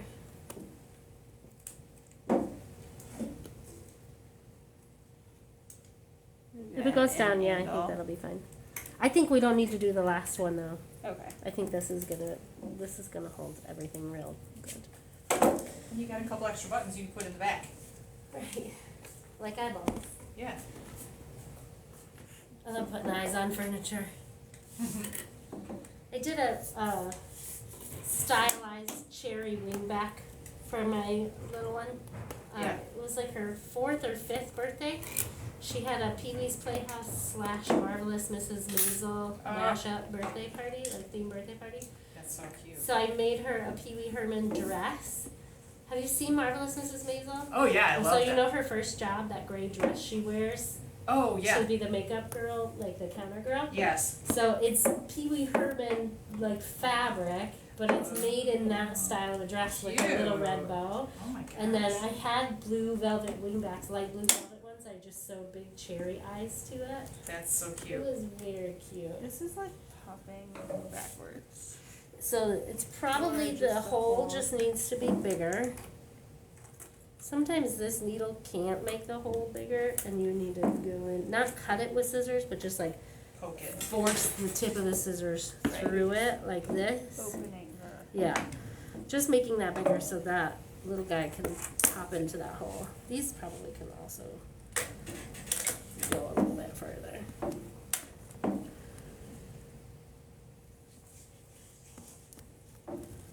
There we go. And now look at this dip, like Yeah. in here, it's nice and even too. Taut. Yes. I had never used buttons like that before until I saw Crown Upholstery do it for the first time. Really? And I was like, oh my gosh, that's so cute. Yeah, like a lot of people hand stitch Yeah. that down. But then I saw Crown Upholstery use buttons and I was like, those goddamn geniuses.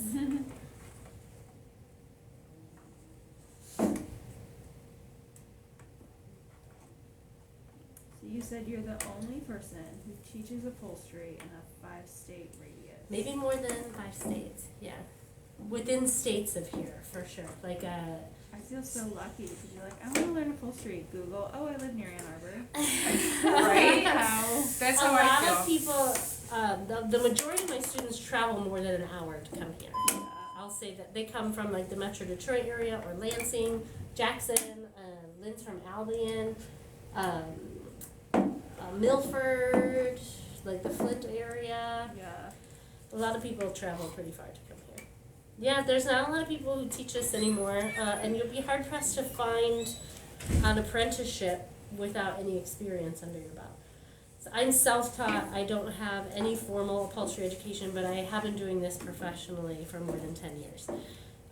So there's something to be said for that. And a lot of upholsterers are self-taught because once manufacturing went overseas, we're not teaching other people how to do this because they didn't want to breed competition.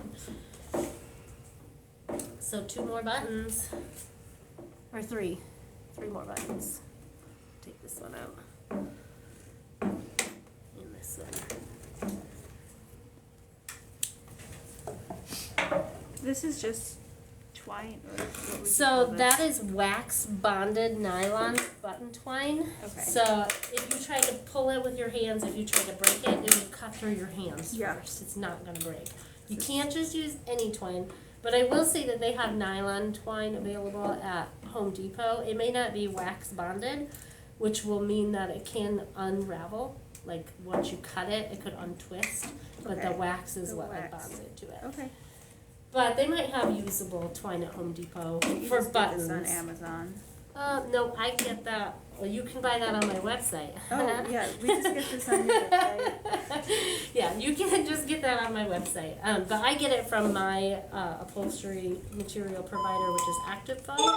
So if you don't have an EIN or tax ID number for a business, you would have to pay full price at a place like Active Foam. Oh, I get wholesale prices, and I have a resale relationship with them, so I resell their materials on my website. So when you order materials on my website, you're actually ordering from them. You don't get the wholesale discount, but you do get a discount, and it's free shipping, so it's cheaper than like at any other upholstery. So, like if you were to go to Active Foam and try and order it, it would be Sure. cheaper to order it through me, because you're getting some of my discount. Do they do fabrics? They do have vinyls. Yeah. A lot they of don't really vinyl. have much fat. And like regular fabric.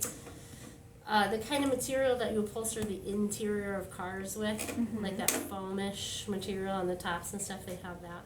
They do a lot of like auto marine type upholstery stuff, but they Okay. don't have this kind of fabric there. But they have amazing vinyls, and you can get sample books from them of all the different types of vinyls they carry. I've got to do a field trip one day to Active Foam I would love because to go. it's incredible back there. They get the foam. This is one. Yeah, there you go. Uh-oh. They get the foam in giant blocks like as big as this room, and then they use giant saws to cut it into shape. It would be a real how it's made. Are they in the It Detroit would. area? Yeah, they're in East Point. East Point. Okay. Yep. right at like 10 Mile and Gratiot.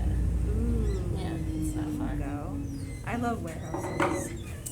So when I first started doing upholstery, there was 2 foam suppliers in my area. One was called Foam and More, and one was called Active Foam. I went to Foam and More first. They also offer upholstery services, and they've got like 100 people on staff. I don't know how many people on staff they have, but they have a lot. Like I saw a lot while I was there, and they were just running all over the place, like so super busy. And I came in, and I was like working from my home at the time. I'm like, I need some foam for a chair, and they're like, what kind of foam? And I'm like, for a chair? And they're like, yeah, but what kind? What density? What thickness? I was like, I don't really know. Like I'm, doing this as a hobby, and they were just like, look through this catalog and pick out what you want, and we'll go get it for you. This catalog was this thick, and I didn't even know where I just walked out the door. I was like, I don't know. like, what I don't I'm know what doing to do here. with I'm this. like ready to cry. And then someone referred me to Active Foam, and I went there and said basically the same stuff, but started with, I don't know what I'm doing. I need some foam for a chair. Can you help?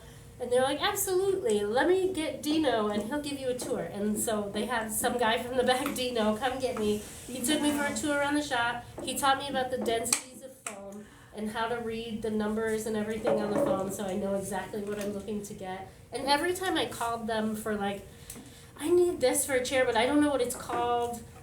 Can you help me? Like, I would send a picture of what I took out of the chair, and they would be like, oh, that's this, and here's how you order it. So They're they were so nice so there. helpful. Yeah. And they didn't have, they're busy too. They didn't have to do that for me, but they did. And they've been, like, really helpful ever since. Like, ever since I started working with them. Just really, they didn't care if I was starting from my house or anything. They're like, we'll sell you things. Right. They also don't offer upholstery services, so that might have been part of it. Like, Yeah. I'm not competing with them. This looks lovely.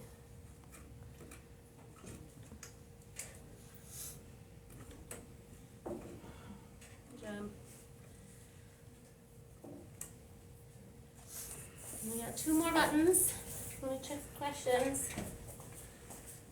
See what we got. Utah here. Hi, Utah. Welcome.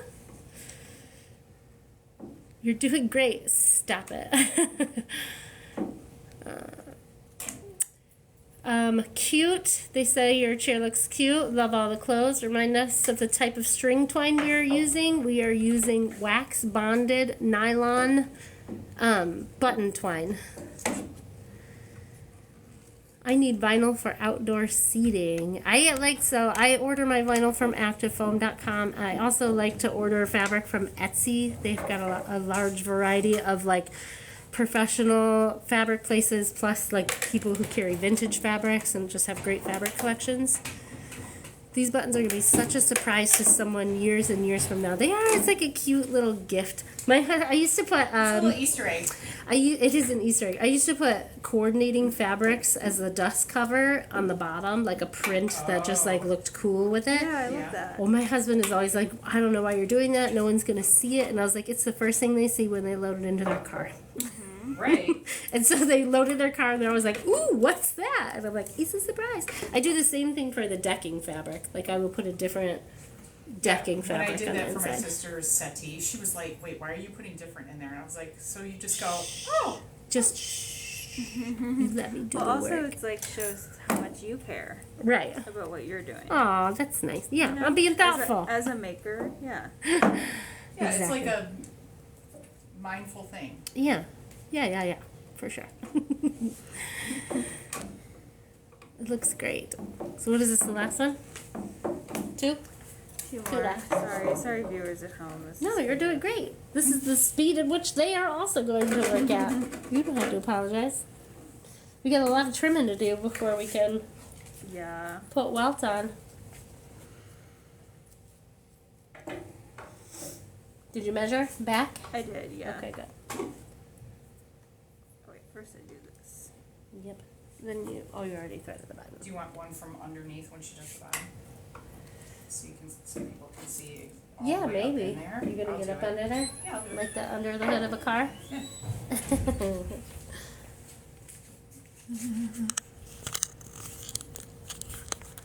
That's a good idea.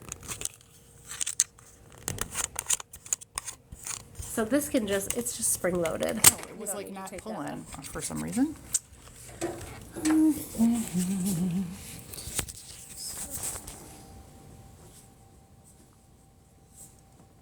Yank. It's a shorter needle too. Sometimes a longer needle make it easier.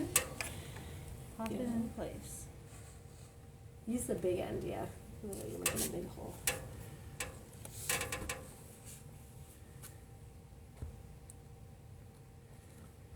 So we've got it through, and now we've just got to tie it in place.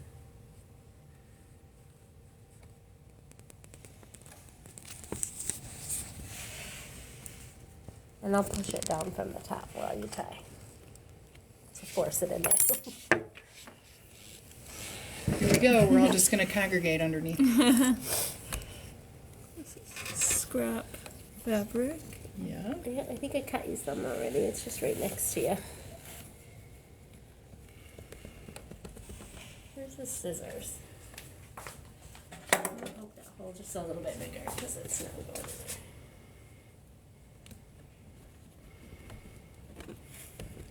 Okay, pull real tight, as hard as you can. There you go.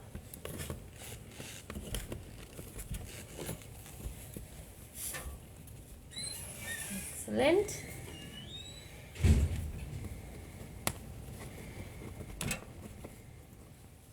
And did we explain the reason for the little scrap of fabric being tied in there? I don't think we've explained it since the first button that we did, but the little Gotcha. scrap of fabric is preventing that little knot from poking back through the foam and the batting and everything underneath it over time. Because with pressure, that knot will just yank right through. It's just like a little anchor. Yes, it's an anchor. Exactly. Looking good. These ones, so these two I poked this hole with the scissors instead, so I just lift this up and then I don't open the scissors, but I'm just poking the hole in there to make it bigger so that will set down in as deep as it'll go. There we go. Perfect.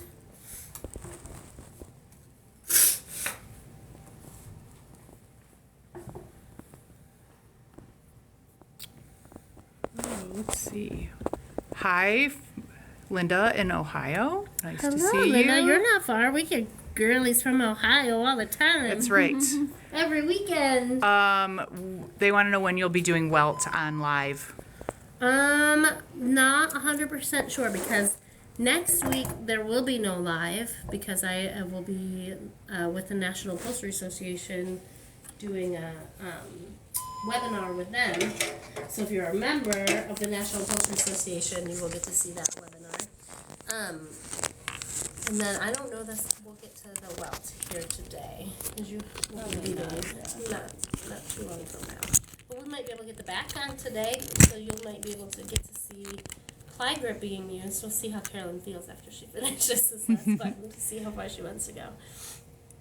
And then explain one more time why buttons are being used underneath the cushion. Yeah, so buttons, so first of all, I had never used buttons on a cushion before I saw Crown Upholstery do it, and I thought it was adorable. So this can be a decorative thing. For this particular case, we're using them because the edge roll, after she put it on a long time ago, after we got all this covered, started to slip back in this direction, which meant that it wasn't fully attached in the center where it needed to be. These buttons are going to force it into place, and it's going to keep it there forever.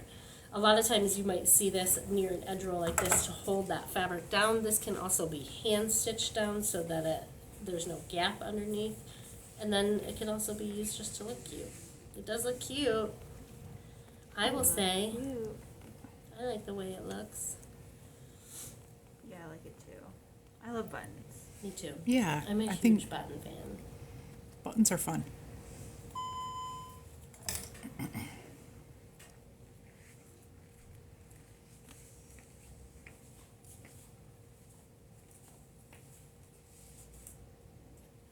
How long are you here today, Till?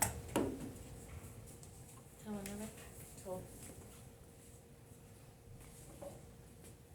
Till we're done. I think not next week, but the week after, we'll be getting back on your settee. Back on mine, yes. Yep. So in 2 weeks, we'll be getting back at the Ramsey House Upholstery settee that we're working on, and that's velvet and deep button tufting and welts. Yeah. We already got all the foam on, so Yeah, the need next a little step more is batting. batting. And then we gotta cut holes before we put the batting Yes. on for the buttons. And I have a fun buttonhole cutter. That's gonna make that Really? easy. Yeah. Yep, I splurged and got it. I'm glad I did. It was like a $38 cutter, but Really? it's better than doing it with an apple core. I wish But you can Alan- also do it with an apple core from the dollar store. Oh my gosh. Which is, if you don't have that $38 for a drill bit, then an apple Is it- core from the dollar store is perfect. Is it just a whole drill bit? Yeah, Okay. yep. It's just got like a sharp end on it, and you just put it on the end of the drill, and it's like takes a core sample of your foam. Nice. It's fun stuff.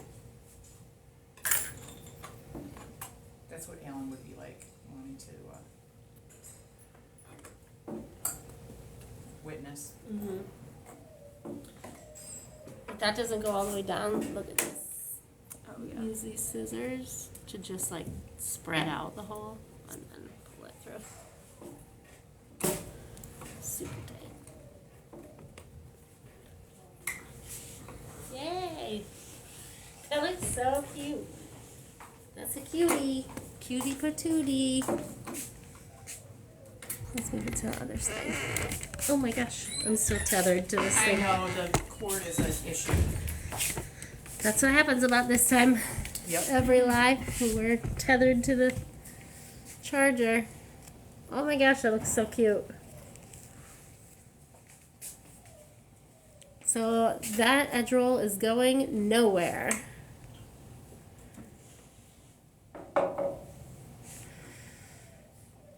P-Tac says buttons will make the cushion wear out faster. I can see his thinking in that, because your cushion is going to rub up against these areas. It still feels quite loose. Are you still tightening? Okay, good. Yeah. So I can definitely see where that would be true. The last one, I'm gonna lift it over. Get it good. So if you are a professional and you are watching what we do here, I definitely appreciate any, what will I say, tips and Constructive. tricks Yeah. and constructive criticism, but we are teaching students who are doing this for the very first time, solving problems in real time. And also, I'm not a formally taught upholsterer, so I may not be doing it the way that you would do it because I didn't learn it the way that you learned it. But I am always happy and excited to learn new things and how to do them the right way. But not if you're going to be a dick about it, which no one has. So we're lucky for that. And it doesn't necessarily mean it's the right way. It's just another way. Well, I will tell you that There are a few probably right most ways. upholsterers, there's some things that like upholsterers will do all the same way, but a lot of times upholsterers do things differently because they're all taught differently. There's no trade schools for it anymore, so most of us are self-taught, and that's like through reverse engineering. So what? When you learn the fundamentals of the whys of doing it, then it makes it easier to make these sort of Ta-da! choices. Cute. Now put your cushion on. It's That back there. like- Back her up.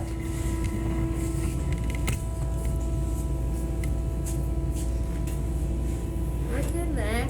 There you go. Get it down in the corners. I like Nice. to prioritize the front so you can line the edge up with the edge here and then squish it back. Because then all of the...